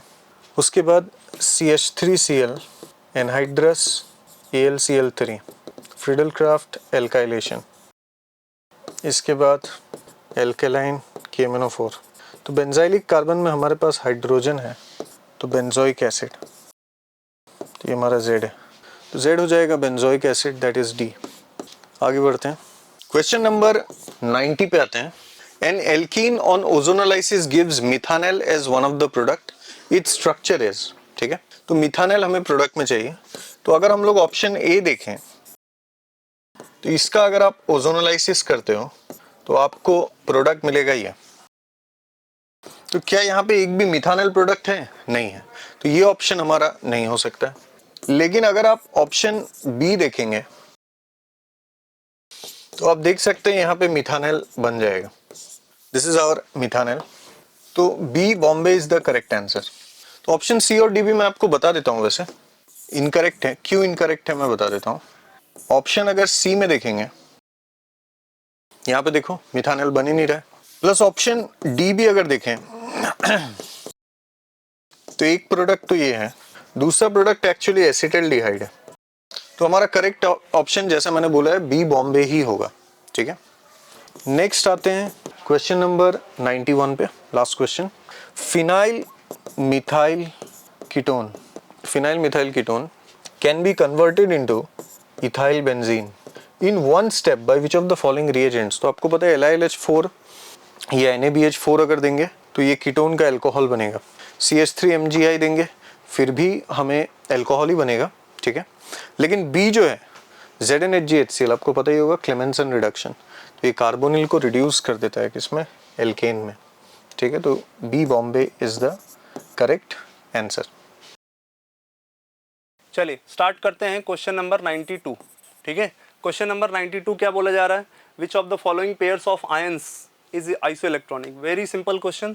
आइसो इलेक्ट्रॉनिक का मतलब नंबर ऑफ इलेक्ट्रॉन सेम होना चाहिए, और नंबर ऑफ इलेक्ट्रॉन सेम होना चाहिए तो पहला ऑप्शन में हम लोग N3 माइनस, ठीक है, और S डबल माइनस, ये तो बिल्कुल नहीं होगा साहब। इलेक्ट्रॉन यहाँ पे 10, ठीक है, N पे 3 माइनस होगा, I am sorry, N3 minus, यहाँ पे इलेक्ट्रॉन 10 हो जाएगा, नाइट्रोजन 7 प्लस 3 इलेक्ट्रॉन ऐड करोगे तो 10 हो जाएगा। यहाँ पे इलेक्ट्रॉन 16 प्लस 2 18 इलेक्ट्रॉन हो जाएगा, नहीं होगा। ठीक है, बी ऑप्शन चेक कर लेते हैं, Ni प्लस 2 और कोबाल्ट पर प्लस 2। ठीक है, Ni का इलेक्ट्रॉन होता है 28 में से 2 माइनस कर देंगे, 2 प्लस है, तो ये हो जाएगा इलेक्ट्रॉन कितना हो जाएगा भैया? 26। और कोबाल्ट होता है एटॉमिक नंबर 27, इसमें से 2 माइनस कर देंगे तो इसका इलेक्ट्रॉन हो जाएगा 25। ठीक है, तो ये भी आइसो इलेक्ट्रॉनिक नहीं हुआ। सी ऑप्शन चेक कर लेते हैं, क्रोमियम प्लस 3 और वैनेडियम प्लस 2। क्रोमियम का इलेक्ट्रॉन होता है कितना? क्रोमियम होता है इलेक्ट्रॉन 24 में से 3 माइनस करिएगा तो इलेक्ट्रॉन हो जाएगा 21। इसका इलेक्ट्रॉन होता है कितना आपका? 23, इसमें से 2 माइनस करिएगा तो यहाँ पर हो जाएगा 21। तो ये ऑप्शन हमारा सही हो जाएगा। और डी ऑप्शन क्या रहा है? जिंक प्लस 2 है ना, और कॉपर प्लस 2। तो यहाँ पर इलेक्ट्रॉन आपका जिंक में होता है 30, उसमें से 2 इलेक्ट्रॉन माइनस कर दीजिएगा तो 28 हो जाएगा। कॉपर हो जाता है 29, 2 माइनस करिएगा इलेक्ट्रॉन 27 हो जाएगा। तो ये भी ऑप्शन गलत होगा, ये सही हो जाएगा। ठीक है, चलिए अगला देखते हैं। विच of the following has maximum number of atoms. Maximum number of atoms कह रहा है कि सबसे ज़्यादा एटम्स किसका है। ठीक है, तो नंबर ऑफ एटम्स निकालने के लिए हम लोग नंबर ऑफ मोल्स इनटू, ठीक है, एवोगैड्रो नंबर इनटू उस एटम का एटॉमिसिटी या मॉलिक्यूलरिटी हम लोग देखेंगे बेसिकली। तो पहला ऑप्शन देख लेते हैं। ठीक है, पहला ऑप्शन में अगर हम लोग नंबर ऑफ एटम्स बताएंगे, ठीक है, तो 11 ग्राम, ठीक है, अपॉन मॉलिकुलर वेट 44, ये हो गया number of moles, into Avogadro number into molecularity या टोटल एटम कितना है? कार्बन 1, ऑक्सीजन 2, तो 3 हो जाएगा। तो ये हो जाएगा 4, तो ये हो जाएगा 3/4 Na। ठीक है, एक बार हम लोग कैलकुलेट करते चलते हैं, आगे देख लेंगे किसका ज़्यादा है। ठीक है, 11.2 लीटर, तो इसका नंबर ऑफ एटम्स कितना हो जाएगा भैया? इसका नंबर ऑफ एटम्स डायरेक्ट निकालने का हम लोग फ्लो चार्ट पढ़े हैं, तो फ्लो चार्ट क्या हो जाएगा? 11.2 अपॉन इसका यहाँ पे डिवाइड करेंगे 22.4 लीटर से, तो ये नंबर ऑफ मोल्स निकल जाएगा, इनटू एवोगैड्रो नंबर इनटू, ठीक है, एटॉमिसिटी ऑफ ऑक्सीजन कितना है भैया? 2, तो ये हो जाएगा 2, ये हो जाएगा Na। ठीक है, और सी ऑप्शन एक बार चेक कर लेते हैं। तो यहाँ पे नंबर ऑफ एटम्स, ठीक है, डायरेक्ट हम लोग क्या बोलेंगे? 12 ग्राम है तो 12/24 into Na into atomicity obviously 1 ही होगा, तो ये हो जाएगा 1/2 Na। ठीक है, और डी ऑप्शन चेक कर लेते हैं। ठीक है, नंबर ऑफ एटम्स यहाँ पे डायरेक्टली हमको क्या दिया हुआ है? मोल दिया हुआ है, तो मोल दिया है तो 0.5 into Na into number of atoms total कितना हो जाएगा? 2 + 2 4, तो ये हो जाएगा हमारा 2 Na। ठीक है, तो 2 Na ही हमारा सबसे ज़्यादा मैक्सिमम है इन चारों में से, ठीक है। तो यही हमारा ऑप्शन सही हो जाएगा, ठीक है। चलिए स्टार्ट करते हैं क्वेश्चन नंबर 94, ठीक है। 94 क्या कह रहा है, the magnetic moment in bore magnetron, ठीक है। The FeH2O6 + 3 FeH2O6 + 2 respectively are, ठीक है। अभी जैसे क्या है कि FeH2O6 + 3 FeH2O6 + 2 है ना, FeH2O6 + 3 और ये हमारा +3 हो गया और FeH2O6 + 2, ठीक है, ये हमारा +2 हो गया, ठीक है। यहाँ से Fe का अगर हम लोग ऑक्सीडेशन स्टेट बताएंगे तो ये कितना जाएगा, +3 हो जाएगा, ठीक है। और यहाँ पे Fe कितना हो जाएगा, +2 हो जाएगा। और वैसे जो H2O है हमारा वीक लिगेंड है, ठीक है, यहाँ पर भी H2O क्या हो गया, वीक लिगेंड हो गया। तो यहाँ पे अगर Fe +3 है तो Fe +3 का मतलब क्या हो जाएगा, आर्गन 3D, ठीक है, +3 3D और 4s 2 से इलेक्ट्रॉन निकालेंगे, यहाँ से 1 निकालेंगे तो यहाँ 0 हो जाएगा, यहाँ पर 3D 5 हो जाए। तो यहाँ पे अनपेड इलेक्ट्रॉन कितना होगा, 1 2 3 4 5, n की वैल्यू क्या हो जाएगी 5, ठीक है। और यहाँ पर Fe +2 है तो यहाँ पर क्या हो जाएगा, आर्गन 3D 6 और 4s 0, ठीक है। तो यहाँ पे क्या हो जाएगा 1 2 3 4 5 6, ठीक है। पहली बात कि यहाँ पे H2O वीक लिगेंड है तो ये पेयरिंग करेगा नहीं, यहाँ पे भी पेयरिंग नहीं करेगा, तो जो है वही अनपेड इलेक्ट्रॉन हो जाएगा, यहाँ पे 4 हो जाएगा, ठीक है।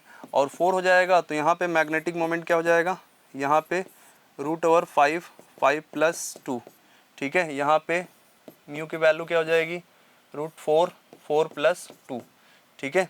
तो ये हो जाएगा √24, ठीक है, और ये हो जाएगा √35।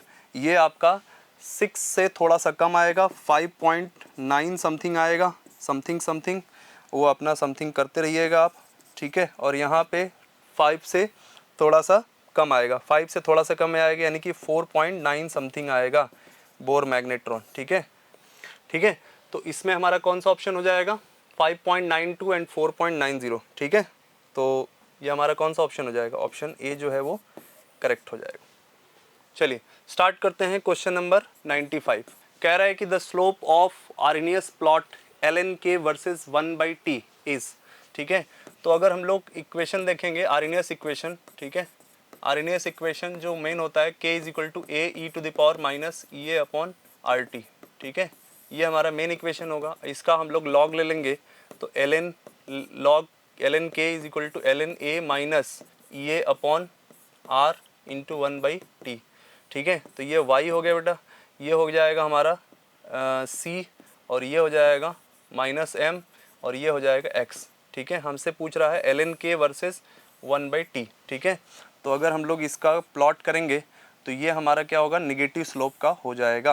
तो इसका स्लोप पूछा है, स्लोप यानी कि क्या हो जाएगा -EA/r, ठीक है, यानी कि इस m की वैल्यू ये हो जाएगा, ठीक है, -EA/r, यानी कि ऑप्शन ए सही हो जाएगा। यहाँ ln k होगा, यहाँ 1/t, ठीक है, इस तरीके से ये हमारा ln a हो जाएगा, स्लोप हमारा ये हो जाएगा, ठीक है। स्टार्ट करते हैं क्वेश्चन नंबर 96, ठीक है।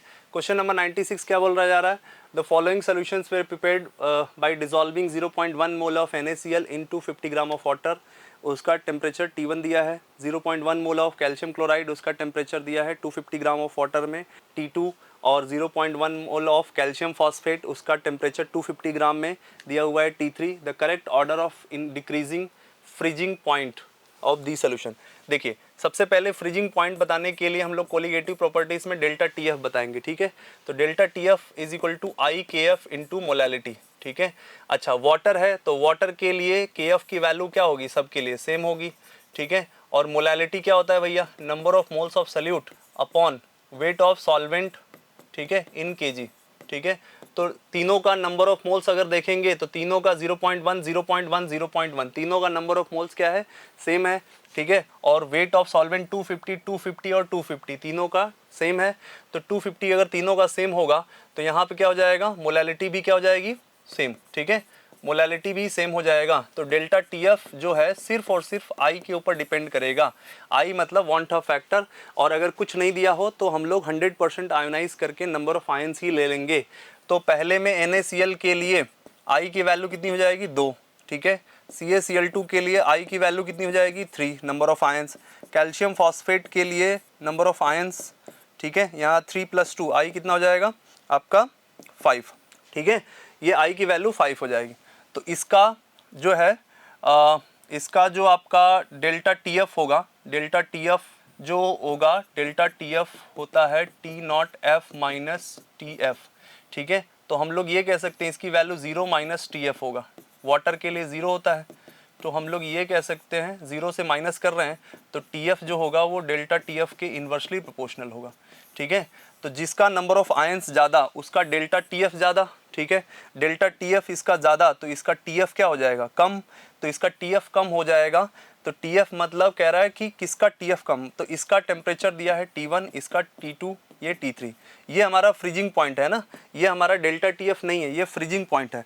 तो इसका डेल्टा TF सबसे ज़्यादा, तो TF जो है वो सबसे कम, इसका डेल्टा TF सबसे कम, ठीक है। तो TF जो है वो सबसे ज़्यादा, तो सबसे ज़्यादा हमारा हो जाएगा T1, फिर हो जाएगा T2, फिर हो जाएगा T3, ठीक है।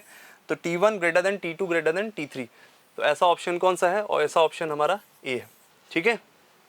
चलिए स्टार्ट करते हैं क्वेश्चन नंबर 97। क्वेश्चन नंबर 97 क्या बोला जा रहा है, for the reaction A to B enthalpy of activation of forward and reverse reactions are 4.2 and 6.4 kilojoule per mole, ठीक है, respectively. The correct potential energy profile for the reaction is shown in the option, ठीक है। अब इसमें कह रहा है कि देखो, एक तो हमको एक चीज़ समझना है कि इंथैल्पी ऑफ मतलब यहाँ पे EAF की वैल्यू जो हमको दिया है, activation energy of forward reaction, ठीक है, वो दिया है 4.2 किलो जूल पर मोल, और E activation energy of backward reaction क्या हो जाएगा हमारा, कितना हो जाएगा 6.4, ठीक है, किलो जूल पर मोल, ये दिया हुआ है हमको क्वेश्चन में।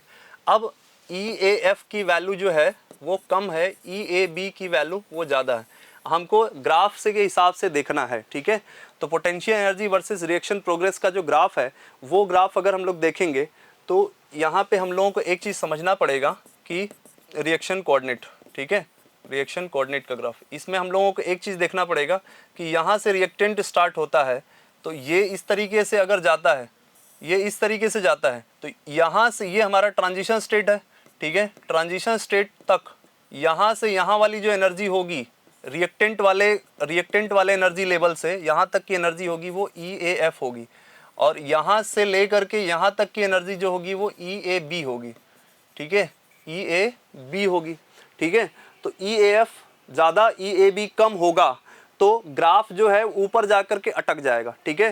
तो इस पहले ऑप्शन में तो यही हुआ है, जबकि हमारा EAF क्या है कम है, EAB क्या है ज़्यादा है, तो पहला ऑप्शन तो नहीं होगा, ठीक है। इसमें ऐसा ऑप्शन हो जाना चाहिए कि अगर इस तरीके से है potential energy versus reaction coordinate, RC लिख रहा हूँ मैं, ठीक है, तो इसमें इस तरीके से होगा कि ऐसे जा करके ऐसे नीचे आ जाए, ठीक है।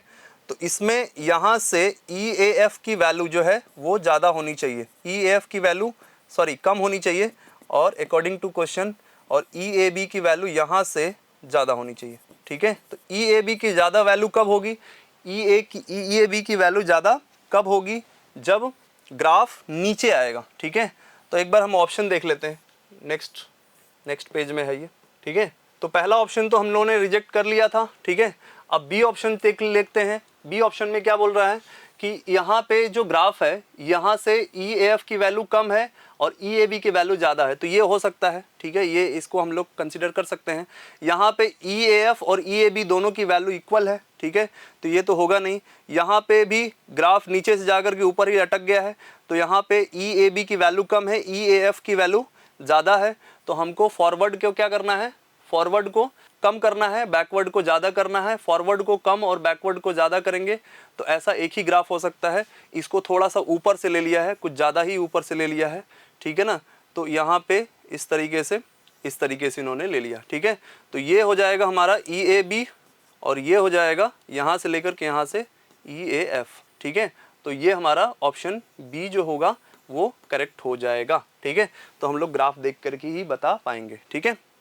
चलिए स्टार्ट करते हैं क्वेश्चन नंबर 98, ठीक है। क्वेश्चन नंबर 98 कह रहा है the hydrocarbon on burning in excess of oxygen gives 11.2 liter of CO2 and 16.8 liter of H2O gases at H2O gas है ना, at a particular temperature and pressure, ठीक है. The right option for the empirical formula of the following compound, ठीक है. आपको compound का empirical formula बताना है, ठीक है. तो अगर मान लेते हैं हम लोग CXHY ले लेते हैं और X और Y को अगर पता कर लेते हैं तो काम हो जाएगा हमारा, ठीक है.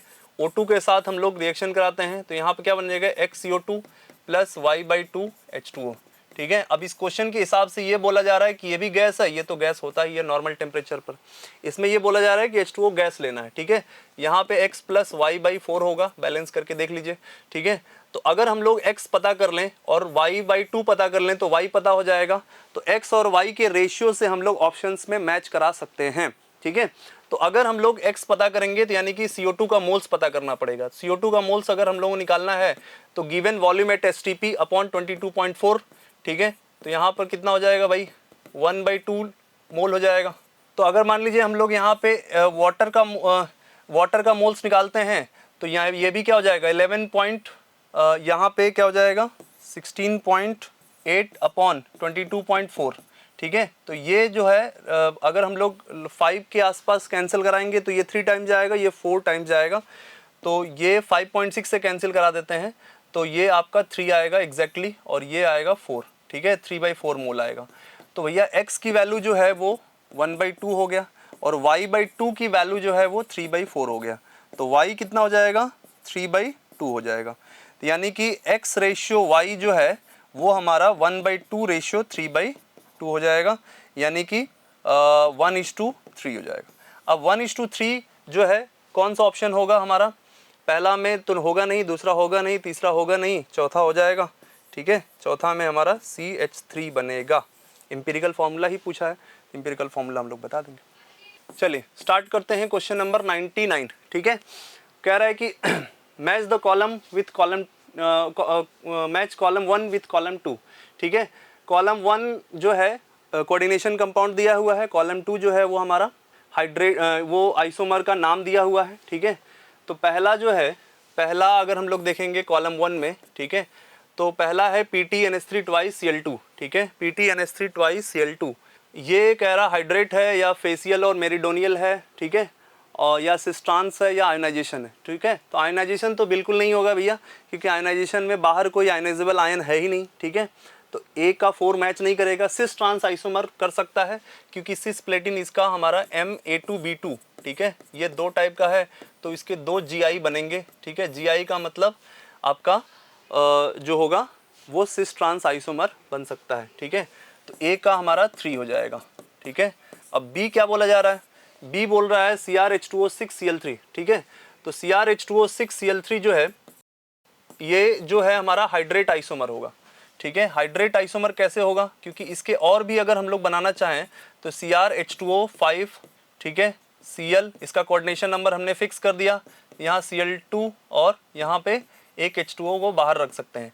तो वैसे ही हम लोग 2 क्लोरीन को अंदर करके 2 H2O को बाहर करेंगे, फिर 3 क्लोरीन को अंदर करके 3 H2O को बाहर करेंगे.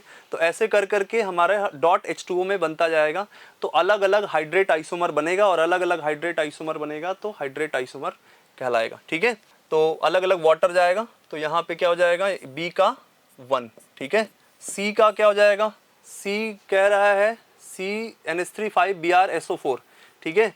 तो CONH3 5Br अंदर है, ठीक है, और SO4, ठीक है. तो यहाँ पे एक बार हम लोग SO4 को अंदर कर देंगे, ब्रोमीन को बाहर कर सकते हैं, ठीक है. तो ये आपस में अलग अलग आयोनाइजेशन आइसोमर बनाएगा, ठीक है. मतलब अलग अलग ये आयोनाइजेबल आयंस मिलेंगे तो अलग अलग आयोनाइजेबल आयंस मिलेंगे तो 2 अलग अलग आइसोमर्स क्रिएट होंगे. तो यहाँ पे क्या हो जाएंगे, आयोनाइजेशन आइसोमर हो जाएगा. तो C का 4 हो जाएगा, ठीक है, और D का क्या होगा, ठीक है. अगर हम लोग Ma3B3 का अगर हम लोग देखेंगे, Ma3B3 का देखेंगे, ठीक है, तो D क्या हो जाएगा इसमें हमारा फेक और मर, ठीक है, यानी कि फेसियल और मेरिडोनियल, ठीक है, ये हमारा बन जाएगा, ठीक है. 2 आइसोमर इसमें मिल जाएंगे. तो कौन सा हो जाएगा हमारा, D का 2, ठीक है, D का 2 हो जाएगा. तो ऐसा ऑप्शन कौन सा मैच कर रहा है, ऐसा ऑप्शन कौन सा मैच कर रहा है भाई, A का 3 A3 B1 A3 B1 और C4 D2, ठीक है। तो ऐसा ऑप्शन सिर्फ हमारा सी ऑप्शन है, ठीक है। तो सी हमारा करेक्ट ऑप्शन हो जाएगा। चलिए लास्ट क्वेश्चन देखते हैं। लास्ट क्वेश्चन क्या बोल रहा है, match the column with column 2, ठीक है। तो PCl3 जो है इसका अगर हम लोग देखेंगे तो PCl3 जो है फॉस्फोरस के पास 5 इलेक्ट्रॉन, तो ये हमारा 3 क्लोरीन के साथ बन जाएगा और एक लोन पेयर हो जाएगा। तो ये हमारा आपका ट्राइगोनल पिरामिडल हो जाएगा, या पिरामिडल भी शॉर्ट में बोल सकते हैं, ट्राइगोनल पिरामिडल, ठीक है। अगर हम लोग बी पार्ट देख लेते हैं तो HCl4 में सल्फर के पास 6 इलेक्ट्रॉन है, 6 इलेक्ट्रॉन है तो 4 क्लोरीन है। तो यहाँ पे क्या हो जाएगा हमारा एक लोन पेयर को हमेशा इक्वेटोरियल पोजीशन पे रखेंगे, 2 क्लोरीन यहाँ पे रख देंगे, 2 क्लोरीन हम लोग एक्सियल पोजीशन पे रख देंगे। तो ये हो जाएगा हमारा C100, ठीक है, C100 हो जाएगा। उसके बाद सी पार्ट देख लेते हैं। BrF3 ब्रोमीन के पास 7 इलेक्ट्रॉन होते हैं और 7 इलेक्ट्रॉन है तो 3 बॉन्ड बनाएगा, ठीक है। 2 फ्लोरीन को हमेशा यहाँ पर रख देते हैं, 1 फ्लोरीन को हम लोग यहाँ पर रख देंगे, ठीक है, और 2 लोन पेयर को हम लोग यहाँ पर रख देंगे। तो यहाँ पर 2 और 4 + 3 7, तो ये हमारा टी शेप जैसा हो गया, ठीक है। इसको हम लोग, ये थोड़ा सा डिस्टॉर्टेड हो जाता है तो इसीलिए हम लोग इसको बेंड टी शेप्ड बोलते हैं, ठीक है। और डी ऑप्शन और डी पार्ट अगर हम लोग देखेंगे तो जेनॉन के पास 8 इलेक्ट्रॉन होते हैं, 8 इलेक्ट्रॉन होते हैं तो ये 4 बॉन्ड बनाएगा, ठीक है, 4 बॉन्ड पेयर और 2 लोन पेयर, ठीक है। 2 कान इस तरीके से लगा दीजिए। तो 2 कान लगाने के बाद ये आपका स्क्वायर, ठीक है, क्योंकि इसको भूल जाना होता है, लोन पेयर को नहीं देखना होता है, वो आपके सरफेस पे ही होता है। तो ये हो जाएगा आपका स्क्वायर प्लेनर, ठीक है, ठीक है। इस तरीके से हमारा क्वेश्चन का डिस्कशन समाप्त हो गया, ठीक है। आई होप कि आप अच्छा किए होंगे, ठीक है, इसको समझे होंगे।